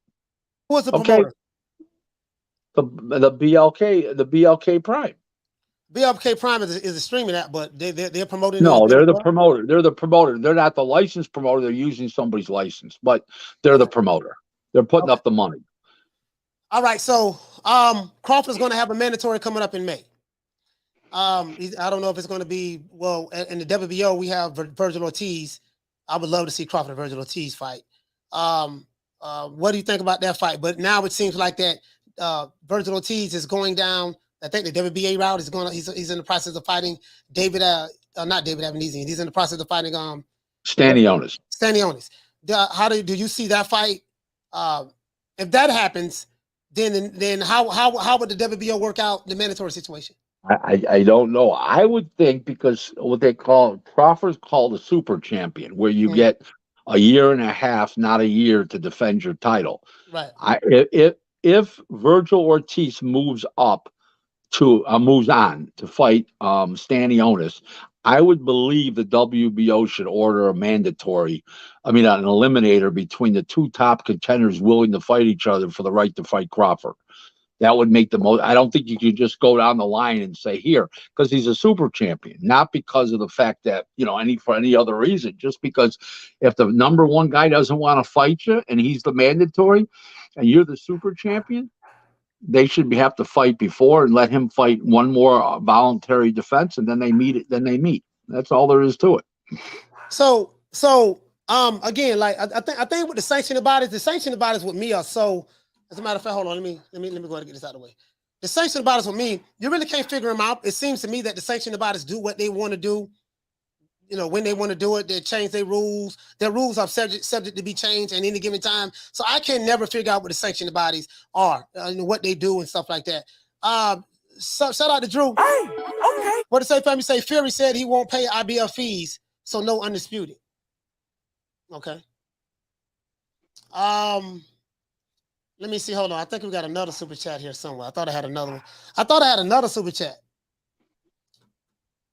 El Unico, what you say? What you say? You say El Unico say the hell with Bud. He say F Bud and Errol. They holding up the division. He say they never fight. Strip them and give the young bucks a shot. And you know what? I've been saying this for a minute. I want to see the young fighters get a shot at those titles. Crawford and Spence are not going to fight each other, right? So either they move up, either they eventually move up, go to 154 or whatever. But again, there's a new crop. You have the Virgil Ortiz. I want to see Virgil Ortiz and Jaron Ennis fight each other. I definitely want to see that. You have Crawford Spence. I look at them as the old guard, the Keith Thurmans. Sean Porter done retired. So you have a new crop coming up in the welterweight division. Do you feel like that Crawford and Spence are holding up the welterweight division? No, not really. They've been active. What's his name fought last November. He's fighting now. Crawford, he was waiting for the other fight. Spence fought Ugas recently, and now he's fighting Spence. Thurman just doesn't have a date yet. So no, the answer is no. No, if anybody's holding anything up, it's Jamal Charlo in the middleweight division, who hasn't fought in 18 months or 17 months and not fighting until at least February. So I would say that he's holding up the middleweight division. That's holding up a division. So now that we're talking about the middleweight division, I'm glad you went that route. We saw the video of Jamal Charlo approaching Dimitri Bivol and asking him, saying that, hey, do you want to fight me? That ain't happen. That ain't happening, please. Yeah. We know that's not happening. We know that that's happening. And then Jamal Charlo lied and said that, yeah, man, he heard that Bivol was calling him out. I haven't found a video nowhere on the internet where Dimitri Bivol was calling him out anywhere. You get what I'm saying? So this not even comes out. Why would it even come out of his name? The guy's looking to fight Canelo again for all the tea in China. The guy's looking to fight, big fights. Okay, he's not looking to fight freaking Jamal. What's he gonna gain fighting Jamal Charlo? Nothing. What money they can make double fighting somebody else? Not Jamal. Jamal, yeah, whatever. Doesn't matter what Charlo it is. What's he gonna make? Okay, the money, he's got a belt at 175 pounds. It's worth a lot of money, and he'll fight Canelo again. There's a whole, but he can fight after Beterbiev fights Yari, he can fight the winner, which will be probably Beterbiev. That's big money. What does he need? What does he need Charlo for? What's Charlo going to bring to the table? Nothing. You can see what Al Heyman's paying people. He'll ask, "What's the name?" But take 35% as champ. Yeah, but hold on. I'm addressing this. I'm addressing this aerosexual right here. Oh boy, You'll aerosexual. be all right. Yeah, this aerosexual right here. What this guy name is? Rashad Duncan. Let me pull you up. Yeah, I just replied back to you, Rashad. Rashad is he's from Texas, so those Texas guys. Oh like my God, that's the Texas. worst. That's the worst type of aerosexual. Texan aerosexual. Yeah, he's from Texas, so he's following Wakanda as well. He hates Crawford, and that's fine. He has a right to hate Crawford. You know what I mean? So he's over here. I don't even know who he is. I think this is his first time over here. I know that. I did this to prove a point. Anything that I put Terence Crawford name in is going to bring a lot of people to the show. It's going to bring people who hate Crawford to the show. George Bush used to call Texas the great state of Texas. With all these earl-sexuals down, he doesn't even call it the great state of Texas anymore. Right. So my thing is see, I know how this shit works. So Crawford is the hottest name in boxing on social media. Anytime you make a content, headline, title, thumbnail about Terence Crawford, it's going to bring people who don't like Terence Crawford because they love him that much. And the whole point of this entire show was to prove that because of that hatred for Crawford so much, they have literally made him more relevant on social media. You get what I'm saying? And Crawford laughing all the way to the goddamn bank. So I don't think these guys realize that, nor do they care to, because their IQs are so goddamn low. Shout out to Stiff Jabs. Hey, okay. Dropping that quarter of a bam, doubling your boy. Hey, Leroy. Super chat received. Playtime's over, boy. Stiff Jabs say, "What's up?" He said, "What's up, coach?" He say after Bud and Jamel fight, Bud should just force that WBO. I guess what you trying to say, Judge? Bud should just force that WBO and then fight Spence for both 154 or 147 and 154 undisputed. He can beat Mel. Nah, I ain't gonna lie, bro. That's kind of crazy. I think if Crawford stay in at welterweight, he needs to fight as mandatory. Whether it's Virgil Ortiz, whether it's Jaron Ennis, whoever it is, it doesn't matter, right? He needs to fight as mandatory if he decides to stay there. Once he gets a mandatory, right now he doesn't have a mandatory. So Errol Spence has been mandated to fight Keith Thurman. Pretty sure that's more than likely he's going to fight him. But Errol Spence said years ago that was the plan, that he was going to fight Sean Porter, Danny Garcia, Mikey Garcia, and I think he said Keith Thurman. And then you remember when they met 4 years ago in the back of the fight or something in hallway in the fight when Bob Arum was there, and then Crawford asked him, he had on a red skull cap and red sweater. He said, "So they didn't mention me, huh?" He said, "Nah, they didn't mention me." And then if you look 4 years later, everybody who Spence said that he was supposed to fight, he's pretty much fought him, except one guy. Well, he did say Ugas, but he ended up fighting Ugas as well. So, so it is what it is. I think that's what I think. If they stay in the welterweight division, he needs to fight the other guys. I want to see the young guys get a shot, myself, or they need to move up and get the hell out of the way. That's what I think. But I don't know how the sanctioning bodies are going to work out. We do know that the sanctioning bodies, it seems to me that they allow certain fighters to do certain things versus other fighters they don't have much leeway to. What say you about that, Rick? It's the way it's always been. Nothing's changed about that. It depends on who you're with and what you've done and what the circumstances are, and they're about making money. That's all there is to it. It's part of the game. Part of the game. How were the sanctioning bodies? Rick, what were we talking about when I talked to you, spoke with you today? You was going. I told you damn, I forgot what it was. I said when you come on the show, just let me know about it. And I forgot what it was, man. Damn, don't worry about it, Rick. No, I forgot what it was. It was something that you were saying. Was it the sanctioning bodies? How the sanctioning bodies are run, or I don't know. Explain to the people in the chat how the sanctioning bodies are ran. That's the next question. How they're what? What type of control do promotional companies, financial advisors, or even managers, power brokers in the sport of boxing, do they have any kind of influence? Well, they do. They do, because what they do is they say, "Listen, my guy's number 7. If you move him up to number 4, I'll fight this guy, number 2 in the eliminator. I'm going to pay this guy this and this guy that. And all of a sudden, bells go off in their heads. They say, oh, we can make it an eliminator and we can make even more money. That's how the organizations think. So it happens all the time. Okay. It happens all the time. What do you think about the lightweight division? With Devin Haney, Tank Davis, Shakur Stevenson. I think if you had a last man standing champion amongst all the lightweights, it would be Shakur Stevenson. It'd be Shakur. Yep. Why, in your opinion, why are people so high on Shakur? Well, he's got tremendous instincts, tremendous balance, tremendous speed, and he's very agile, nimble on his feet, flashing hand speed, and he places his punches very well. And his ring IQ is very high. It's not as high as Sonny right now. It's not as high as Sonny Edwards. It's not as high as Bam Rodriguez or Usyk or Tyson Fury, but it's in that league.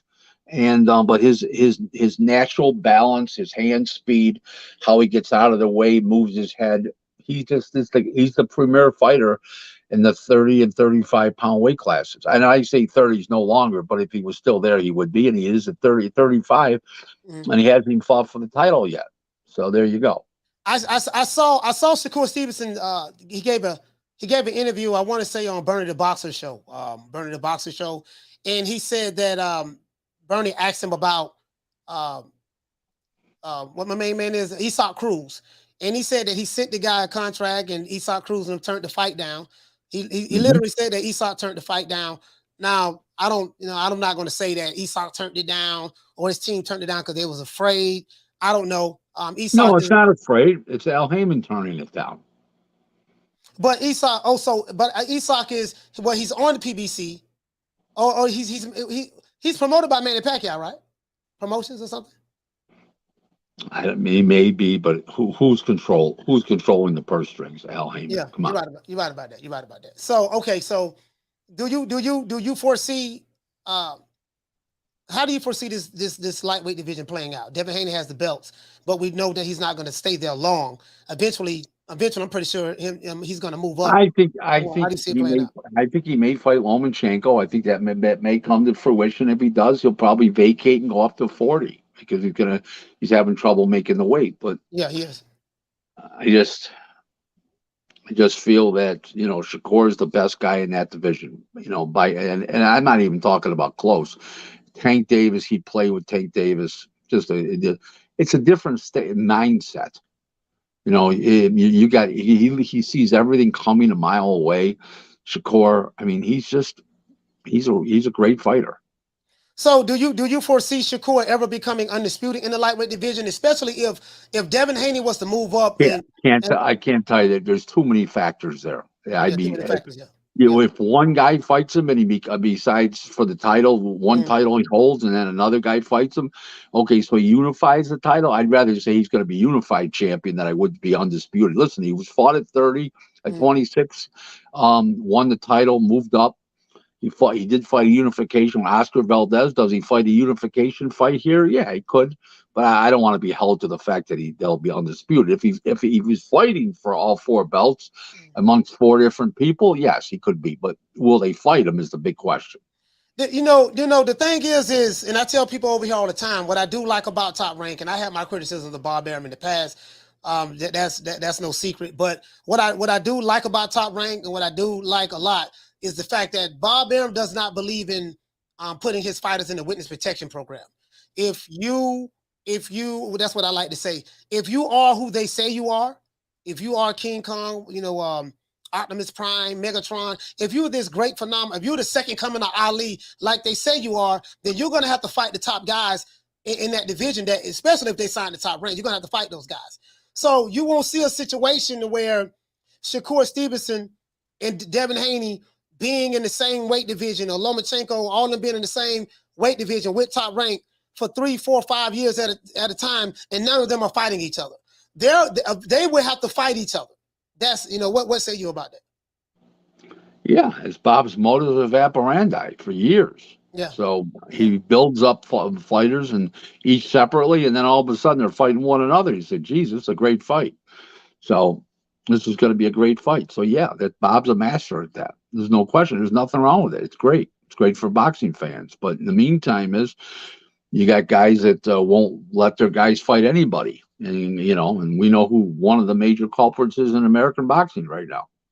The ultimate instructionist, Al Heyman. So as long as he's not controlling anybody, any of the lightweight champs, could he become undisputed, Shakur? Yeah, but it's not likely because of all the politics and too many people involved. If Bob has all the champions, yeah, it's a possibility. Yeah. Well, I mean, I wouldn't even say it's a possibility. If he have all the champions, it's going to happen. You know what I mean? Right, Because his track record speaks for itself. So I look at the track record. The track Right. record speaks for itself. You see what I'm saying? No, you're right, 100%. Yeah, track record speaks for itself. How do you see the middleweight division? We have Jamal Charlo say he's coming back in February. Now, I don't know what you've been hearing, but I've been hearing that he's going to fight Sulecki. The guy who he was supposed to fight about 5 months ago, maybe 6 months ago, and he pulled out because of a back injury. That's what he said. But yet he was caught in the nightclub, like a week later, in the club, doing his thing. You know what I mean? I'm like, okay, this don't look like a guy who has a back injury. He in the damn nightclub. So, where do you see Jamal Charlo? He's been boxing. I don't know if you noticed this, but he's been a pro for 14 years. 14 years. What do you see? Sad. What do you see? It's a sad representation of professional boxing today. He's the prototype, underachiever. He's a better fighter. He's just got no heart, and he lets other people control him like Al Heyman. So what can you say? He never fights, and when he does, it's always a soft touch. And he hasn't been any challenging fight since what was it, Julian Williams back when he was a 54-pounder? It was that long ago. Talking about J-Rock, yeah, that was 2000. It was years ago. I think, yeah, whatever. Years ago. What do you think about Jaime Munguia? He's good. I think he can beat. I think he beats Jamal Charlo. Man, Jaime Munguia ain't been fighting nobody, man. This man don't fight nobody but tomato cans, man. He doesn't matter. He's a talented guy, and he has a style to beat Charlo. He's got full legs under him. Charlo can barely make the weight. He'll be drained, and I can see Charlo. I can see Munguia going to the body and winning this fight. If it happens, I'm not gonna lie, man. Like I do give my criticism of Jamal Charlo. He did struggle with Juan Montiel his last fight, but I'm just saying. I know that's your opinion. My opinion, I think Jamal Charlo will beat him. I don't know if he'll put him to sleep because because he might win. He might win. What Jamal Charlo do we see? We don't even know what we're going to see. Yeah. That's never a good sign. So as it relates to the junior middleweight division, how do you see? What I know you told me you think highly of Jamal Charlo. So do I. I like Jamal Charlo a lot. It's one of my favorite fighters. How do you see the rest of the junior middleweight division playing out? Do you think that Jamal Charlo will stay there for many years? Well, it depends what his brother does. I can see his brother moving up, and to 68, and after this Selecki fight. And I can see Jermell moving up to 60 and going and grab the belts. I can see Earl Spence going to 54. And the musical chair starts all over again in new divisions. That's all. Okay. So heavyweight division, Tyson Fury is fighting Derek Chisora. I'm not gonna lie, I'm not interested in seeing that fight at all. Dale Boy just there to get the check. I don't see anything that he can do to even hurt Tyson Fury at all. But I think, Tyson Fury I don't know. How do you see this heavyweight division playing out? Do you think we'll see undisputed? Or do you think we'll see Usyk and Joshua, not Usyk and Fury fight each other next year, or you think no? What say you? It's leaning towards now Joshua and Wilder and Usyk and Fury. We'll see. I don't know. Why do you say it's leaning towards Joshua and There's no money to pay Wilder? Wilder and Ruiz, the kind of persons they want to fight each other. Heyman don't have that kind of money to pay those guys. So he'll go and take his chances with Joshua because he's under a lot of pressure from the manager, Shelley Finkel. So do you think that years ago it was a lot of drama? I guess people chose sides. They had so much beef, animosity going on. People who hated Eddie Hearn, people who was pro Eddie Hearn, hated PBC Wilder, stuff like that, hated Joshua. So what's changed now that they couldn't stand each other? I remember Joshua was Uncle Tom and stuff like this. The money involved, the money, he can't pay Joshua. I mean, I'm sorry, Ruiz and Wilder what they want. He can't pay it. To pay that kind of money, he's going to have to fight a Joshua. Where Eddie Hearn's paying and Al's siphoning money off the top for himself, which he'd be entitled to. I'm not saying he shouldn't be, but he's not. Doesn't have the financial risk if that happens. Right. So the thing is how do you see this playing out? Wilder Anthony Joshua and Wilder had an opportunity to fight each other for undisputed. It didn't happen. Now both of them are titleist, and we're hearing rumblings and rumors that, hey man, it may be a chance that him and Joshua can fight each other. It still could happen without a title. It'll be basically an eliminator, and the winner will go on to fight the winner of Usyk and Fury probably. So.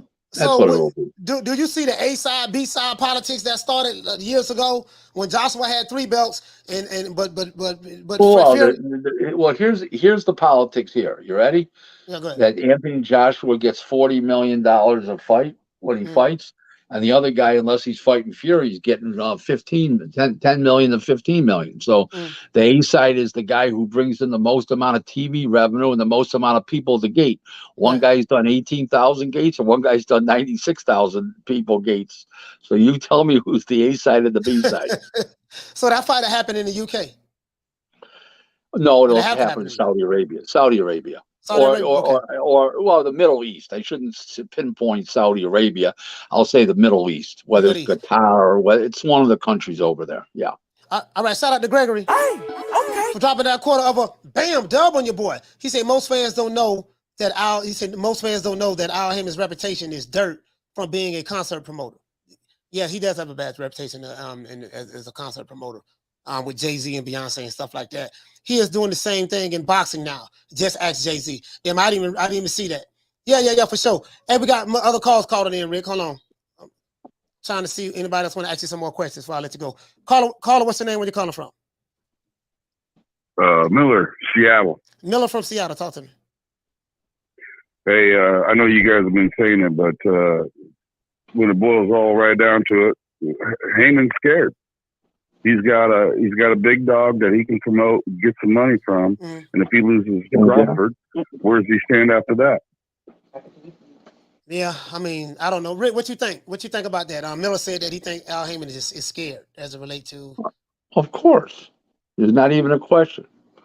So the worst thing to be is scared and not have the money to pay for fights, and that's where he's at right now. Yeah, Miller, is there anything else you want to say, brother? No, I appreciate your show, gentlemen, and you guys have a good afternoon. Yes, sir. You too. Hey, Miller from Seattle calling in. Thank you so much. Hey, let's get the lights up. Hey, Rick, I held you down for an hour, man. Is there anything else that you want to say? I know I gotta let you go. No, we're going on an hour and 20, but it's all right. I like you. Okay. So, anyways, well, my if you want to follow me on Twitter, it's at RealRickLaser1. I got about 5,600 followers. There's a lot of fake Rick Laser accounts out there, but it's at RealRickLaser1. And I've been on since January 2020 on Twitter. So that's another way to check. And I answer all boxing questions, and I welcome anybody who'd like to come on Twitter and follow me. Coach, it's always a pleasure. I'm as close as a telephone. You just have to pick up the call and ask, and I'll be on your show. All right. I love your show. I love your enthusiasm. Your questions are great, and there's no negativity, except people that want to kill you. Yeah. You see how that shit working out. All right. Shout out to Rick, man. Thank you, buddy. Yes, Thank you. Shout out to Rick Laser, man. Shout out to Rick Laser, man. Hold on, guys. Hold on. Yeah, they do. These aerosexuals are mother. Caller, what's your name? Where you calling from? What's up, Coach? This is the inevitable. C Block, C Town, D City, D Ville. Boy, that intro, boy. I mean, check it. It's the inevitable. What's up, Coach? Go ahead. Is Rick Glazer still there? Nah, he gone. He gone now. Okay. Go ahead. I'm sorry, Coach. I thought he was still in there, but that's cool. Hey, Coach, just want to talk about what's going on with Terence Crawford and Charlo. Mm. So what we got going on with them? You think that fight will ever happen? Nah. That ain't nothing. That just them talking back and forth. Crawford know that fight ain't gonna happen. Ain't that gonna happen with that. When we probably won't get the Spence fight. That Spence fight probably not gonna happen either. So you know what time it is. That ain't gonna happen. Do you think that Terence Crawford has a chance to beat him if they ever fight, like you said? I mean, they won't, but no, you talking about Jamel Tallo? Yeah. Yeah. He got a good chance of beating him. And Jamel Tallo got a good chance of beating Crawford too. Absolutely. It's boxing. Jamel Tallo is a world-class, one of the best fighters in the world, in my opinion. And Terence Crawford is a world-class, one of the best fighters in the world. So when you have two fighters of that caliber that are fighting each other, yeah, anyone has an opportunity to beat him. I think Crawford definitely has a chance to beat Jamel Tallo and vice versa. But it's a fantasy match that'll never happen. So we know that. So that it ain't even worth entertaining. That shit ain't gonna happen. So let me put it like this. I feel like Harrison, that first fight when he fought Jamel Charlo, he exposed him big time, like I've been saying forever. Mm-hmm. I mean, I think that it takes a real boxer with good technique and good stamina and a great chin. You know, Harrison, that first fight, he kind of got hurt a little bit, but he beat him. My opinion, he out-jabbed him, he outworked him, and he made him look real bad. I mean, his technical, the way Harrison was in there just being the technician, I mean, he made me proud knowing that he's from Detroit. You know what I mean? But he could have knocked him out, of course. You know, Harrison ain't got that knockout power that we all know. I mean, he got some kind of knockout power, but not like that. But that second fight, I felt like Harrison was beating him. Yeah. He was still beating him to the punch. So that just told me that he couldn't make adjustments against a fighter like Harrison. But Harrison, you know, his chin just gave up at the end of the day. And a lot of props for Charlo, you know, at the end of, you know, he's undisputed. But I also want to see that third fight against Harrison, even though a lot of people are going to say, well, Harrison's already like not the same guy he was before. But I still feel like if Terence Crawford was to go in there as the technician that he is and a dog when he gets down there to the nitty gritty. And Charlo also, he's a dog. I mean, I'm not going to lie about that. He's a real dog when it comes down to, you know, inside fighting. But overall, even though we're talking about fantasy fights, I still can see that Terence Crawford would beat the hell out of him. You know, just his movement, lateral movement, his feet, and everything about it. And I think that Terence Crawford's IQ is way better than Charlo's. What do you think about that? Styles make fights. I mean, Terence Crawford and Jamel Tallo are two of my favorite fighters. So me personally, I would love to see them fight each other. But again, it's a fantasy match. My opinion, I have an opinion on it. It don't mean nothing. You have an opinion on it, don't mean nothing. I would rather see these guys in the ring. Terence Crawford does have a very, very good ring IQ. I would say that his ring IQ is higher than Jamel Tallo's. I think Jamel Tallo is probably he more fights with passion, anger and rage, and he more fights. That'll make you lose a fight, though, Coach. Yeah, it will make you lose a fight when you fight certain people. But and we saw that with Tony Harrison. But it is what it is, man. That fight ain't gonna happen. So I'm not even gonna put a whole lot of energy into that. You get what I'm saying? Because it's a fight that we're talking about. It's like saying, hey, man, well, the Superman fought Godzilla. Who you think can win? And and all that stuff there. So that shit ain't gonna happen. Hey, but Adrian, salute to you, fam. Go ahead. Okay, Coach, appreciate it. D-Block, D-Town, D-City, P. Yes, sir. Salute Adrian, man. Dallas, Texas in the building, man. Dallas, Texas in the building. Hey, man, phone lines over 530-494-9636. Hey, let's get the lights up, man. How many people we got in here? Okay, we got over 500 people in here, man. Let's get the lights up. We got over 500 people in here. Let's get the lights up. Yeah, man, so again, as I said before, guys, as a matter of fact, let me show you this. Terence Crawford is the hottest name on social media, period. And I'm saying in boxing. And a lot of his, again, the aerosexuals and the Wakanda niggas, they have hated this man to the point to where they made him the talk of the town. And it really, really has helped him out. He really benefited from this, especially now being a free agent. And it's as I said before, as I was talking about in the beginning of the show, I said when you have the donkey that's in the ditch, and you have people steady throwing stones at you, what happens is the ditch fills up with stones and you're able to walk out of the ditch. You get what I'm saying? So I broke down to you guys about how a lot of these radical fanaticals are, right? We call them, some people call them fanboys. You know, some people call them Wakandas. Some people call them aerosexual. They go by many different names, right? Some of these niggas, like dude called here, 22 years old, say he was 22. He copping deuces because the FBI came to his house. No, nigga, don't, no. So basically, you're not sorry that, you know, what you did. You're sorry that the FBI came to your house and now your ass is scared. And then you want to flip it on me and try to make, oh man, you called the police on me, yada, yada, yada. No, nigga, you snitched on yourself. Keep that same energy, playboy. You get what I'm saying? I don't accept your apology. I don't. You solidify, you confirm everything I've ever said about you aerosexuals and you Wakandas. This is what you do. You confirm everything I ever said about you guys. You guys are low IQ. You're not the brightest light bulbs in the ceiling. When you can't get your point across, all you do is get mad, threaten, and threaten people and yada, yada, yada, yada. You get what I'm saying? So it is what it is, fam. I'm going to hold the line. No retreat, no surrender. And I'm gonna be every day at 3 o'clock. Nigga, I'm not worried about nothing. Not worried about nothing at all, but it is what it is, man. This shit just boxing at the end of the day. And if you're willing to kill somebody, harm somebody, or potentially lose your life over a fighter that you don't know, that don't know you, because you don't like the opinion of a podcaster or someone who give an opinion, who has a platform, if you're willing to do that, then you dumb as a box of rocks any goddamn ways. Really though. True. You dumb as a box of rocks.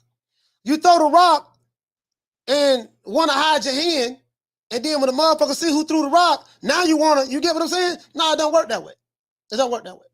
Lay down and wear it. Lay down and wear it. When I was young, what'd you say? He said he tried to flip that earlier to coach. Yeah, he tried to flip that to me. No. See, let me tell you something that I learned. The old dudes used to tell me, he said, lay down and wear it. You know what lay down and wear it is? Lay down and wear it is when you do a wrong and you have to suffer the consequences of your actions. You made a decision to commit wrong. You made a decision to commit a crime. Then when you make a decision to commit a crime, let's say you make a decision to commit a crime with a couple of people. I'm gonna break this down. Shout out to Jug. Hey, okay. For dropping that quarter of a bam, doubling your boy. Hey, Leroy. Super chat received. Playtime's over, boy.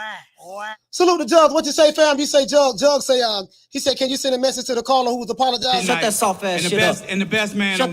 That's some soft ass shit. Shut that soft ass shit up. All that soft talking. I know you can do it, man. You got to, man, shut that soft ass shit up. So when this was the old dudes told me, right? I remember I was in the tank, dudes crying. Oh man, they tried to give me 20 years, man. Oh Lord, whatever the case may be. That was the homeboy I had named E. His name was Lil E from he was from Hollywood, Florida, right? Me and E was talking one day. What were we talking at? We were talking one day, right? E was like, he said his famous word was, no, nigga, lay down and wear it. He had a mouthful of goals, right? I ain't gonna say his real name, but his name was E. That was his nickname. He had a mouthful of goals from Hollywood. No, nigga, lay down and wear it. Wear it. Stop all that crying. He said, I'm wearing it. You got to wear it. And what wear it means is when you commit a crime or you do wrong to somebody, right? When you get caught and it's time to suffer the consequences of your actions, you realize the error of your ways, not because you regret what you did. You realize the error of your ways because now it's time for you to suffer the consequences of it. You have to own what you do. If you was bad, gangster, tough before law enforcement got involved, because your dumb ass came on the public platform and called 7 times.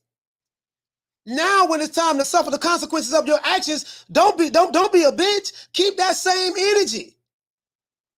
You were supposed to say it. No, F that. My name, Money B from Brooklyn. I don't care what you crackers say. I don't care what you white folks say.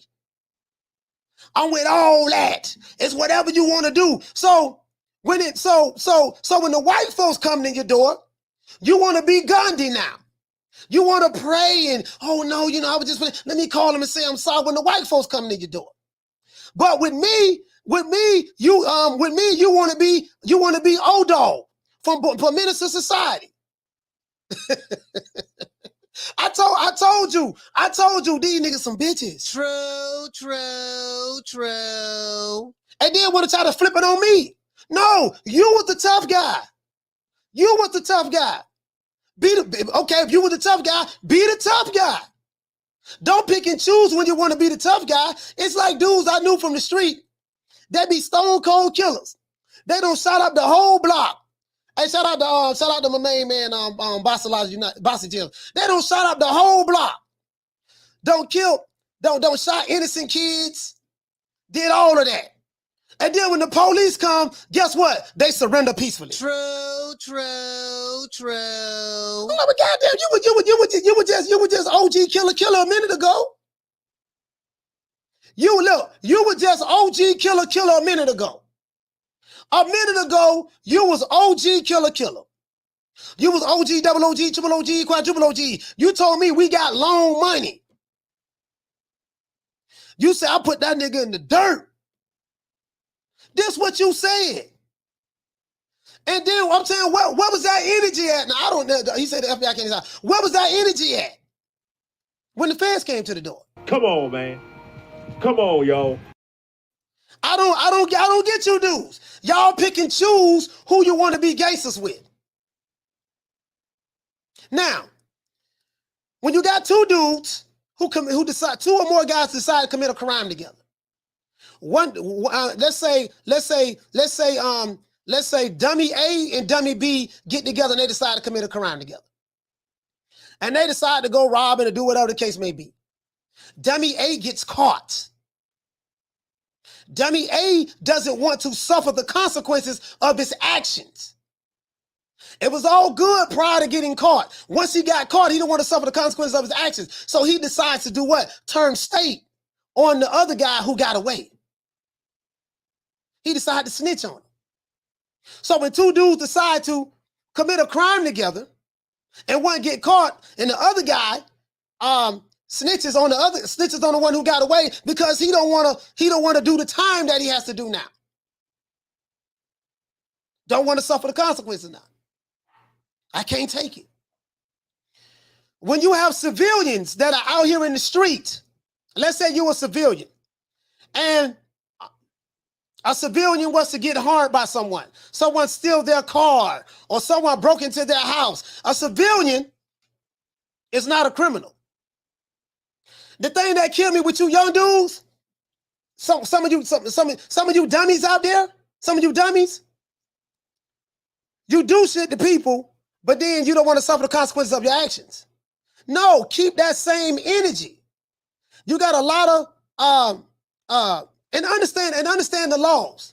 Find out what the Patriot Act is. Find out what the Patriot Act is. They passed the Patriot Act in 2001. George W. Bush, 9/11. Look that up. Caller, what's your name? Where you calling from? This is Paulette Kirkland. I'll see on the tube. I didn't get my real name because I'm having business at the same time. Well, calling from DuPont. Fiona too, talk to me, sis. I was just touching on what you were saying about you know how niggas are towards each other and things like that. Yeah. I think that it's past, you know, they feel like to blame the white man, baby. We over here in America, the majority of us, because we sold each other out, and not only did we sell each other out first, they got the black women over here first. Okay, and did a test run with that. They put everybody together. That's a long story. I'm originally from Cape Verde Islands, which is one of the slave trade islands off of West Africa. With Portugal and all that, I had to give a whole history lesson on that. But so this is past just white people making us turn against each other. It's in niggas' genetics. Yeah. To hate each other. Am I right about it? Now, the thing I do now is I shame them in a way. They go get rowdy with me, and I'm a very respectful woman. You know, I tell them, I say, listen, I'm sorry. Listen, I know y'all hate each other. I know we hate each other. They get a little crazy. So I'm going to tell you to your face, I know we hate each other. but please don't be rude to me. Hold on. You understand? Yeah, hold on. Yeah, I got you.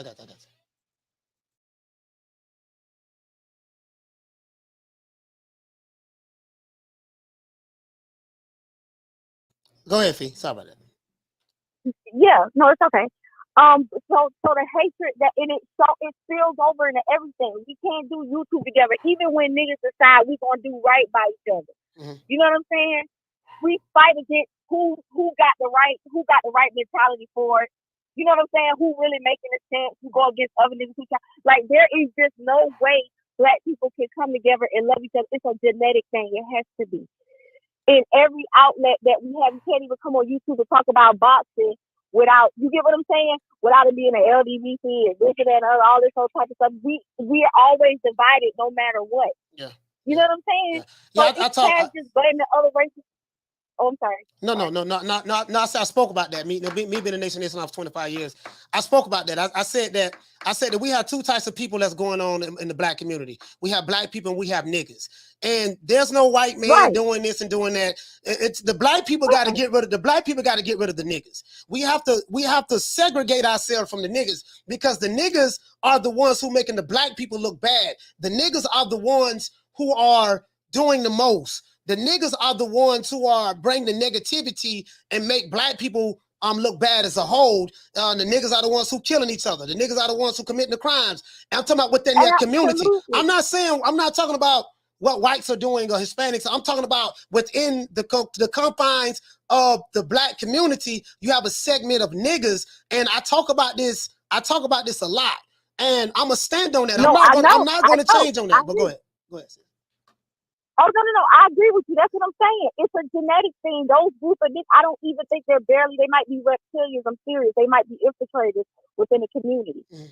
I genuinely don't think they have the same bloodline as far as, do you get what I'm saying? Yeah. But I see you talking about it, and I had to pause on business and throw my little 2 cents in because it does have something to do with boxing because it trickles all the way down to with boxing. Why do you hate Terence Crawford so much? Why do you hate, do you know what I'm saying? Like, it's weird. It's so weird. Why do you hate, you know what I'm saying, Wilder so much? Or why do you hate all these different, you know what I'm saying? Like, where does all the hate come in at? And I feel like it's just a genetic thing. It's a nigga genetic. There you go. So a nigga malfunction genetic thing in the bloodline that we can't come together. You know what I'm saying? But anyway, I love when you talk like that. You know, I appreciate you. God bless everybody. I just had to come in and throw that in and give everybody something to think about. We got to stop playing the blame game. And you know, like you say, we gotta segregate ourselves away from the folks. Yes, I totally agree. Hey, shout out to Fiona too. Duval County, Florida, stand up salute, sis. Yeah, so I mean that's my take on it. If you hate a fighter, there's nothing wrong with that. There's nothing wrong with nobody hating Crawford, Spence, Wilder, Joshua, Charlo. There's nothing wrong with that. But when you go past the rims of boxing, when you go past the rims of I hate this individual to the point to where I want to murder him, I want to take his life over a fighter who you don't know, who don't know you. You're willing to, this nigga say he was 22 years old. You're willing to throw your whole life away based on my opinion. When you came to my show, you chose to come here. I didn't put a gun in your head and make you come to my show. You chose to come here. If you're an aerosexual Wakanda, you don't like what I say, that's fine. There's nothing wrong with that. But when you get so overly emotional, you have control over what you watch and who you watch, right? You have control of that.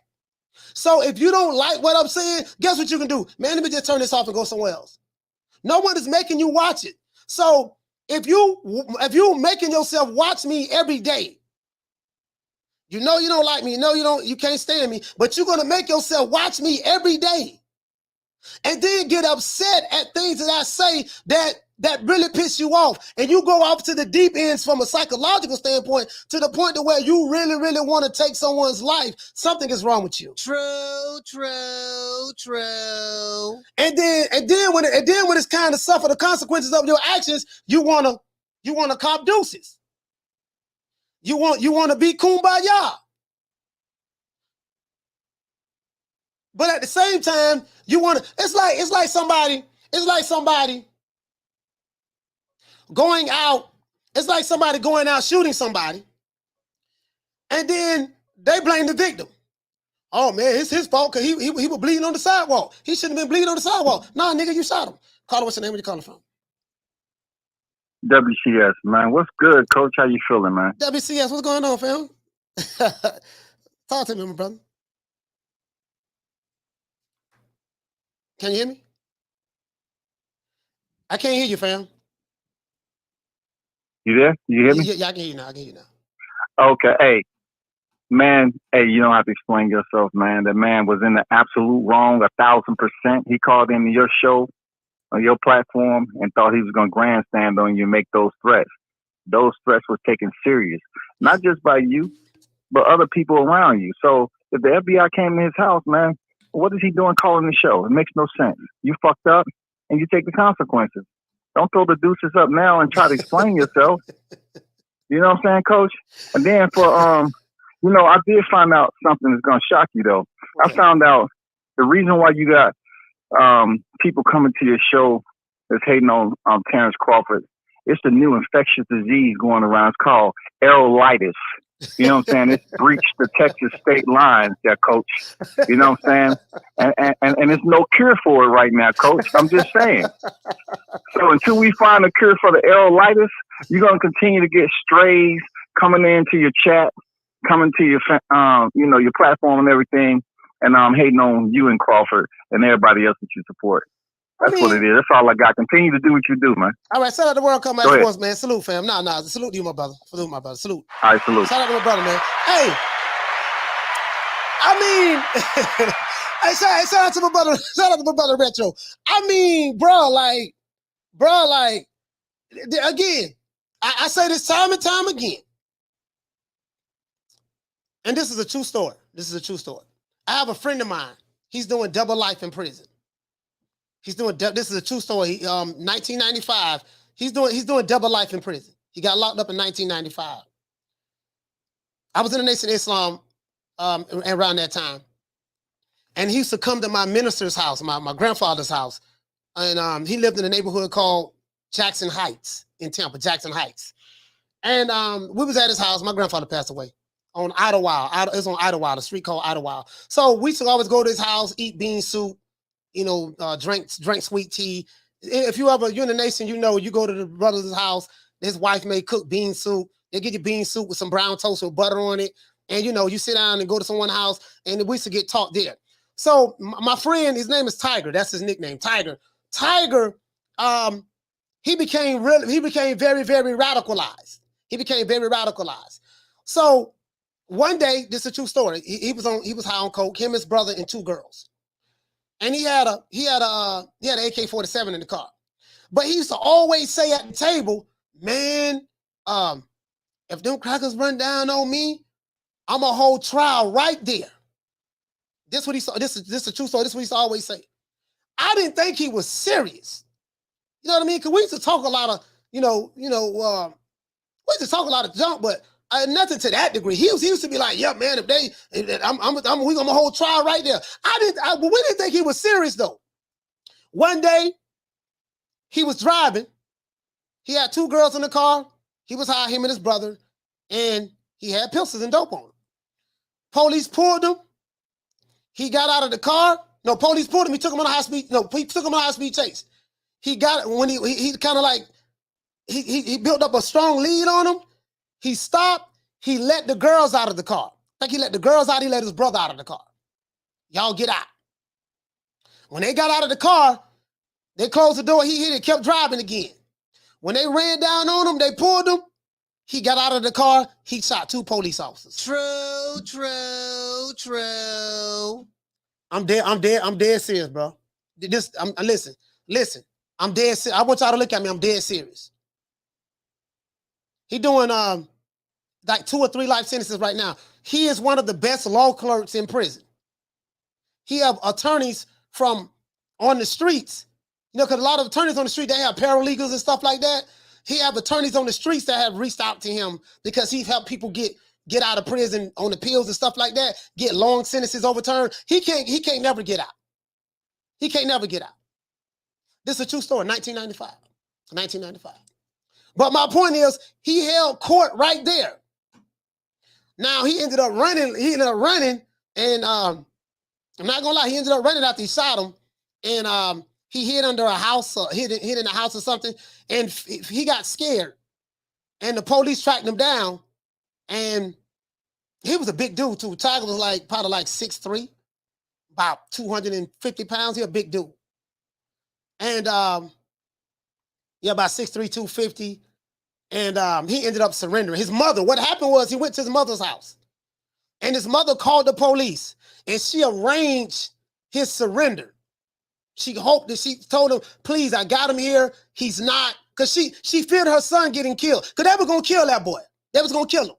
She feared him getting killed. And she arranged his surrender. His mother did. And I think an attorney. Now, they beat the shit out of him and stuff like that. But he did that. You know what I mean? My thing is, when you talk all that killer stuff, you know, be prepared. Be prepared to hold. If you really on that what you say you are. I'm not advocating that at all.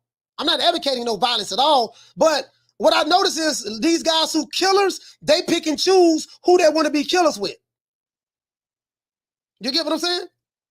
When it comes time to suffer the consequences of your action, be 21. Stand up in the paint. That's all I'm saying. Be 21. Stand up in the paint, fam. Don't try to shit. Don't try to blame nobody else for some shit that you did. Shout out to Rick. What did he say? He say, wow, Will.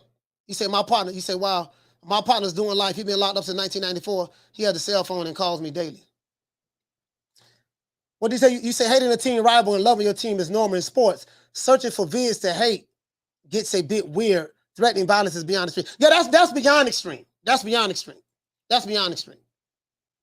Shout out to Retro. What'd you say? You say, and they ain't never, and what'd you say? And they ain't, you say, and they ain't never shown up. I've been waiting on it for 15 years. True.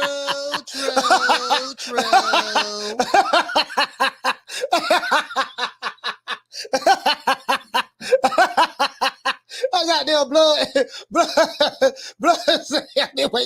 I've been waiting on these niggas for 15 years. They ain't pulled up yet. hey, I'm like, well, shit, man. If a motherfucker really serious, man, just come to Florida.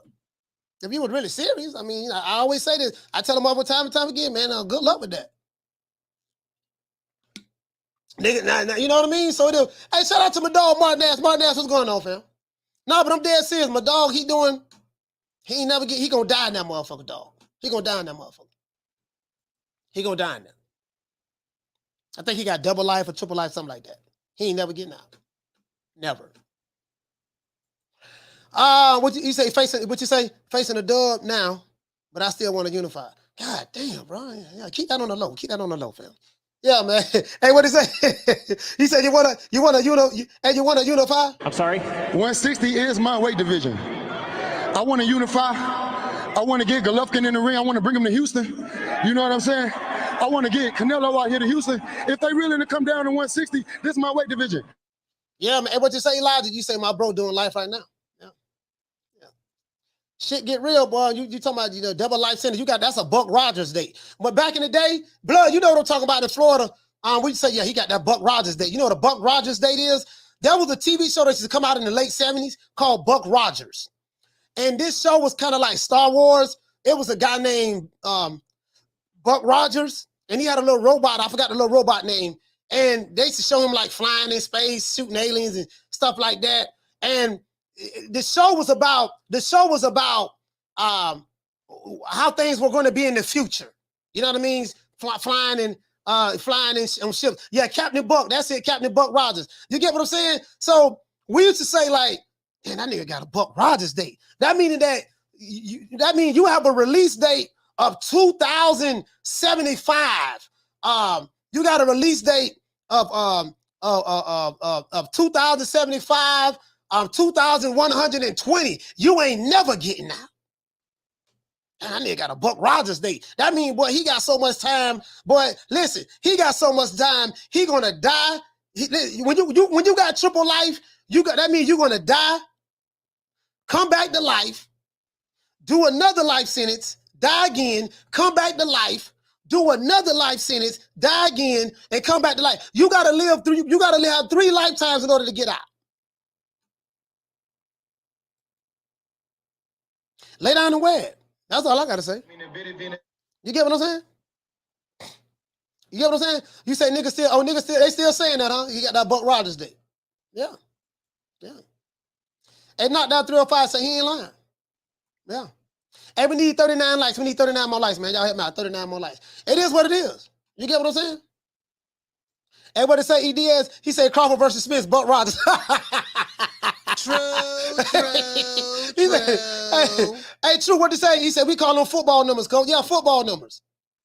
Football numbers. Nah, you know what? Yeah, they say football numbers too. Football, he got no football numbers. Yeah, man, like, yeah. Motherfucker ain't gonna never, bro, you ain't gonna never, just imagine taking showers with men every day the rest of your life. Imagine that. Imagine having to ask for toilet paper so that you can wipe your ass. Imagine that. Imagine having to ask for toothpaste so you can brush your teeth. Imagine that. He said, Coach, how come such people don't move to another country quick and never go back? Like example you gave. No, because some people they just like to be perpetual complainers. Some people, they like to be perpetual complainers. They like to sit back and complain about a situation, but they're not going to do anything about it. But they feel good being a victim or a prisoner in their mind. It's really a psychological thing.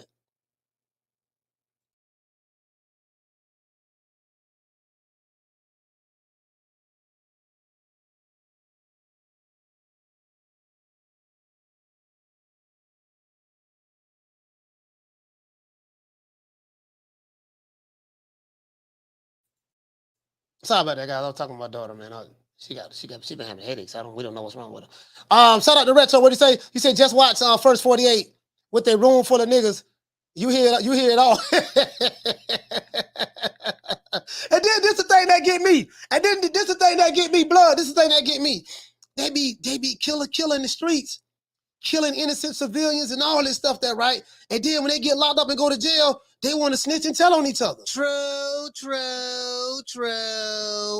I'm like, but then what happened to, like, and matter of fact, how did they catch you? Did you surrender? I know you ain't surrender. No, not Tuffy. Oh, you were scared. What you mean you were scared? You were scared? That's why you surrendered? Oh, okay. Yeah, these guys, bro, I don't get it.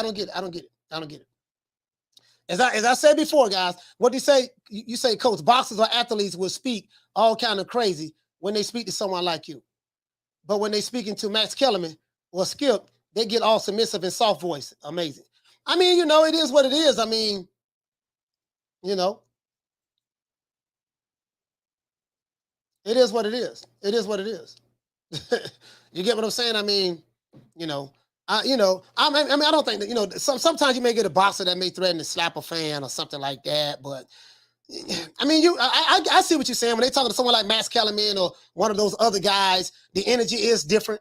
I get what you're saying. I get what you're saying. Hey, shout out to Lou Peterson. What's going on, fam? Shout out to Lou. The energy is different. You get what I'm saying? But I don't see it all. I don't see these guys. You know what I mean? What you say? You say, I saw a guy in Texas did a robbery. He locked 10 people in the room. They did him. They said they did him for armed robbery and 10 counts of kidnapping. They gave him 300 years. Lord have mercy. True. 300 years. That's a basketball number. That ain't no football number. That's a basketball number. 300 years? God damn, what? 300? 300?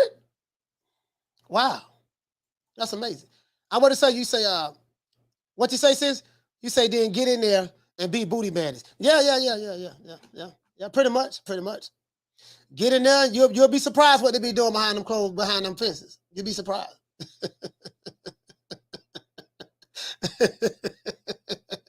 What you say? You say, then get in there, be booty bandits. Hey, shout out to Retro. What you say? You say, ain't no snitching like that on the First 48. Hey, hey, soon as the handcuffs get, nigga don't even get sit in the car good. He gonna tell everything. What you say? It's a virus going around, coach. Bad headaches, body aches, chills, and fevers. Oh, okay. I didn't know that. I didn't know that, man. Hey, thank you for letting me know that, True. Thank you for letting me know that, fam. Hey, Mr. LDBC, what'd you say? He said we need Johnny Rice t-shirts, coach. 6 figures, baby. You know what? I gotta tell 6 figure Johnny to do that, man, because you know that's his saying. That's his saying. You know what I mean? Hey, what to say? Midwest boxing. You say that's a bowling ball. That's a bowling or a pinball number. Damn. Marta King boxing. Well, salute, fam. You say only time any violence. He said only time any violence is tolerated is if you put hands on a person in self-defense. But words are just words. If you disagree or something. Okay. What to say, fam? You say bunch of homosexuals in jail. Yeah. You'll be surprised. You say, coach, your mandatory is looking impressive. Hey, Potex said your mandatory is looking impressive. Hey, what they say? Knock down 305. You say, shit, my uncle on the 270. You say on the 275 right now. Gooch, what you say? You gonna eat your cornbread? Yeah. They gonna eat that cornbread, huh?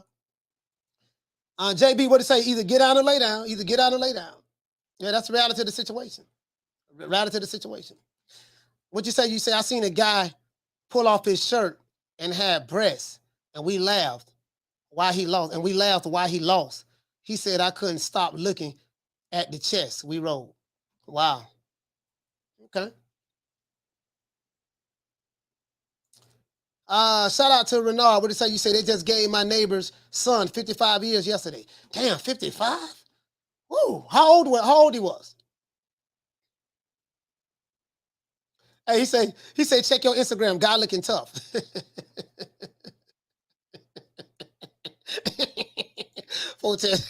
He said, coach got mandatories. Ha, ha, ha.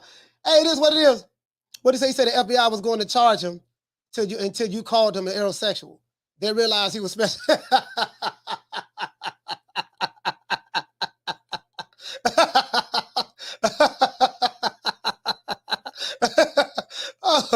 Oh, man, he said acting like killers, then in prison watching other niggas' bosses.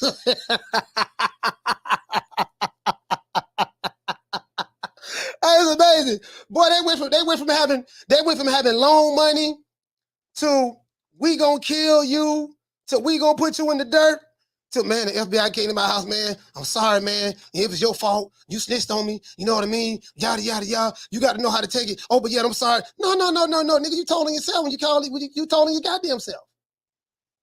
So that let me know the nigga ain't sorry. He's mad. He's scared. He's scared of the white folks. See, when the white folks come around, niggas get scared real quick. You told on yourself, white folks pulled up on you, finna make it do what it do. Now you shaking like booty meat. No, keep that same energy. That's all I'm saying. Don't be a bitch now. He say, coach, did you see your friend locked up? No.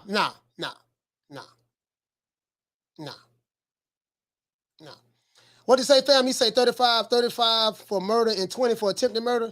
Woo! Lord have mercy. Damn. What you say, little green eyes? What you say to being someone's bitch in jail, getting battered in the ring? Yeah. OC Dallas South. He say it was your fault.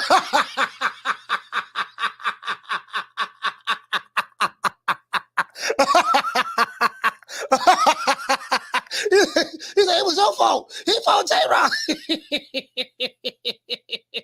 Oh my God. Oh, boy, you can't make this up. Oh man, you can't make this up. Hey, that's like.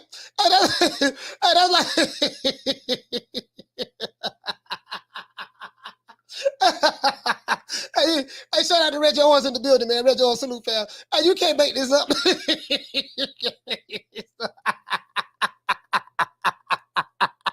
And you know the crazy part about it? Aerosmith and the Wakandas, they gonna look at him like he's stupid. Man, that dumb ass nigga, man, yeah, that dumb ass nigga, man, that damn feds came and got that dumb ass, that nigga was dumber than mama. I don't know what he was thinking about. They gonna be laughing at him. They ain't gonna come see him in jail. They not gonna send him no bond. They ain't gonna bond him out. They not gonna send no canteen. They're not gonna send him no canteen to JPay. None of that. They ain't gonna be none of that. They're gonna be laughing at his dumb ass. True. They're gonna be laughing at him. They're gonna be laughing at him. Let's give everybody a round of applause.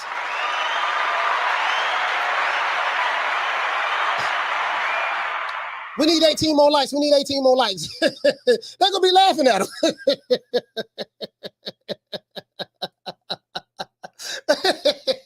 Hey, shout out to Steven. Steven, what you say, fam? You say from memory, that guy got 300 years, was one of the Texas 7 who escaped from prison and killed a cop. They all got death penalties for that. Damn.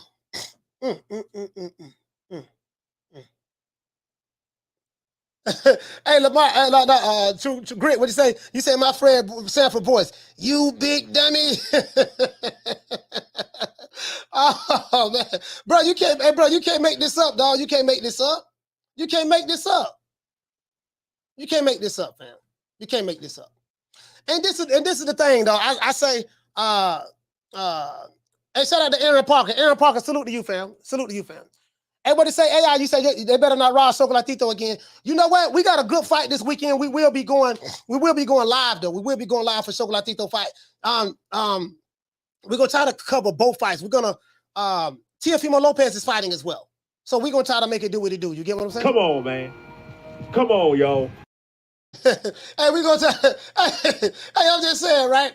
Hey, shout out to Real Dude Uprising. Hey, okay. For dropping that quarter of a bam dub on your boy. Hey, Leroy. Super chat received. Hey, Real Dude Uprising say, bro called the fight off like he couldn't make weight. Bro.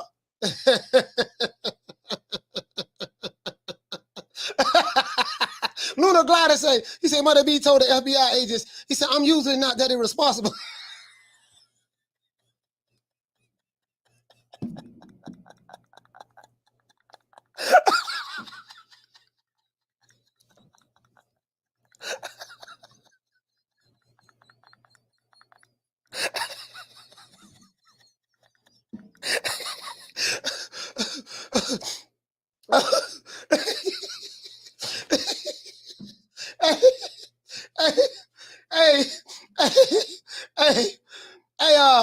Hey, what you say, family? Saying you going live? Yeah, honey, yeah, I'm going live. Yeah, I'm going live for that. I'm going live for that. Absolutely, I'm going live for that. You can believe that. But I mean, especially you hate white folks so much. I'm just saying, I don't get it, though. I don't get it, dog. I don't get it, boy. I don't get it because my homeboy was on that. My homeboy was on that. My homeboy, he was on that. He doing 3 life sentences right now. He got scared at the end, but he did 3 life sentences right now. So it is what it is, man. You got, when you play stupid games, you get stupid prizes. Shout out to Bless 365. Hey, okay. For dropping that quarter of a bam dub on your boy. Hey, Leroy. Super chat received. Yeah. Playtime's over, boy. He said Money B was like, I plead the fifth.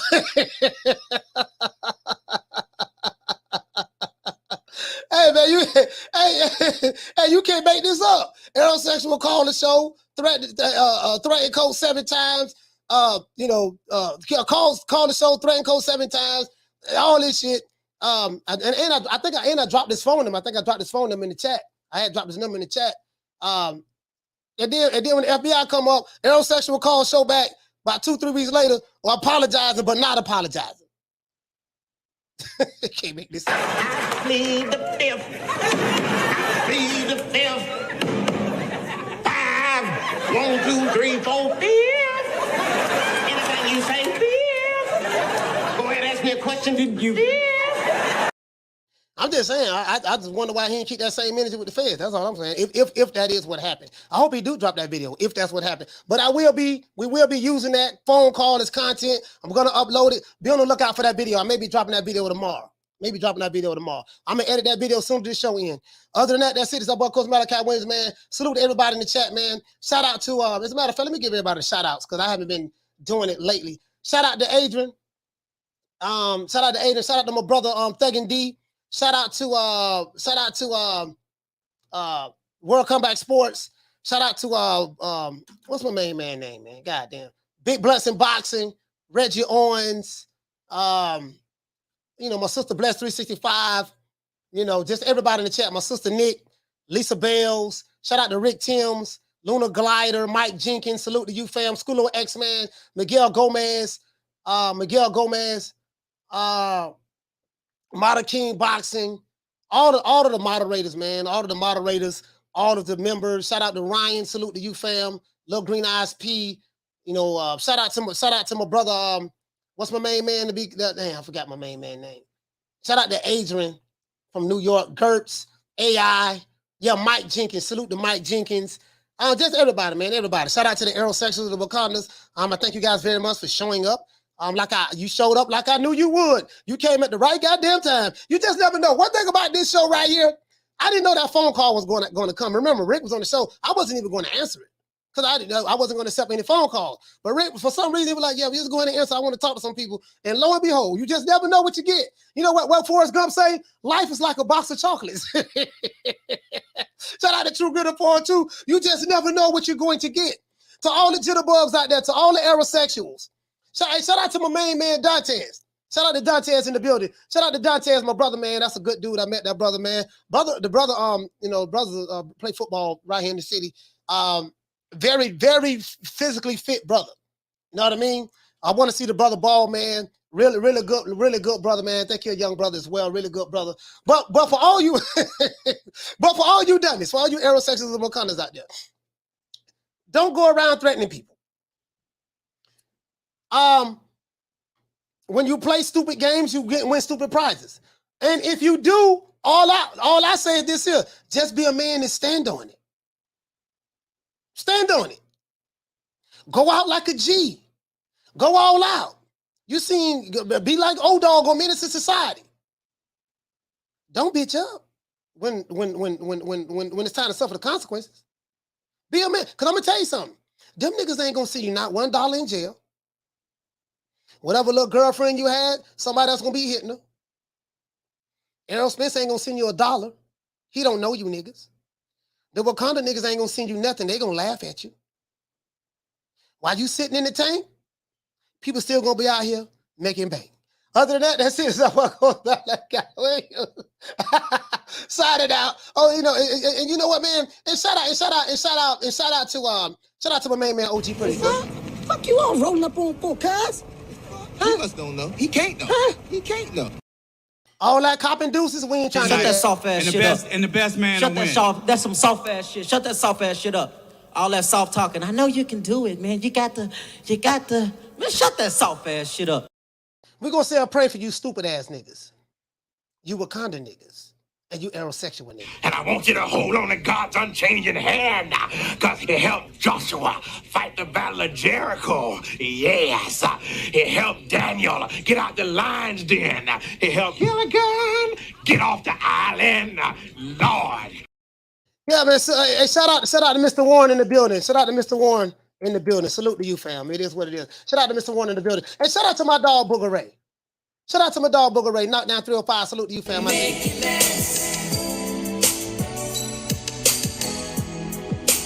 it last forever. Don't let I love you.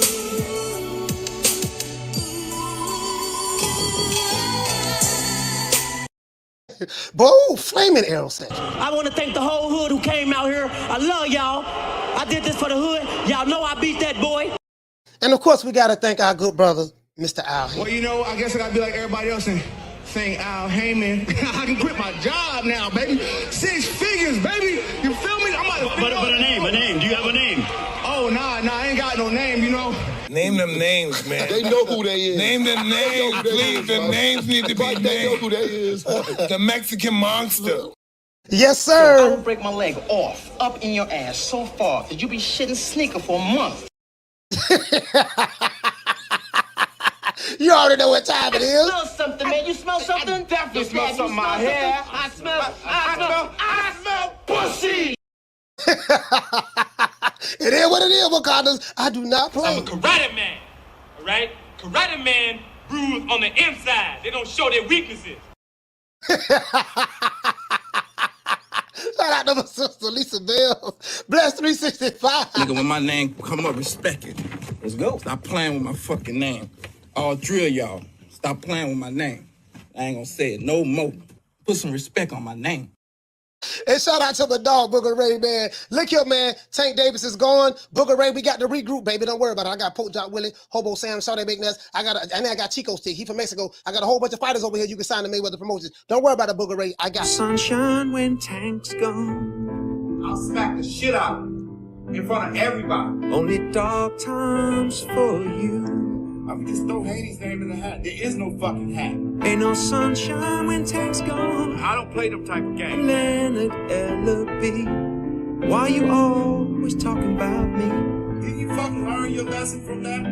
With AJ? Ain't no sunshine when Tank's gone. I'll knock that motherfucker the whole out. Period. Only dark times for you. There ain't no hats to throw nothing in here. We're running a fucking business. Ain't no sunshine when Tank's gone. You fucking idiot. Leonard L.B.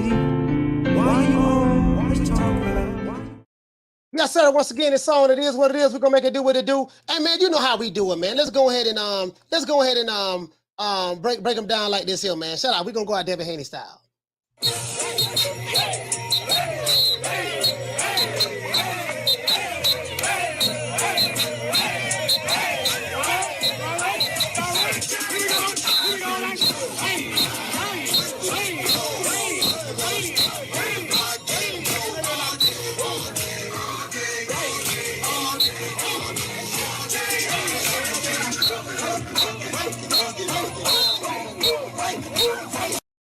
Shout out to everybody in the chat, man. Once again, this song is our boy, Coach Malachi Williams, signing out. Moderators will be rolling out the credits. See you guys tomorrow at 3 o'clock Eastern Standard Time. We got the phone call. We will be dropping that video. Please check it out because I want to show how soft these aerosexuals are and just how they call the show and cop deuces and stuff after when they come down to trying to suffer the consequences of their actions. We got to expose these clowns for who they are. We're gonna run their ass off the block. Other than that, that's it. See you guys tomorrow at 3 o'clock Eastern Standard Time. You know my motto: don't meet me there, beat me there. Peace. Man, I'm out of here, bro. Let's go. Come on.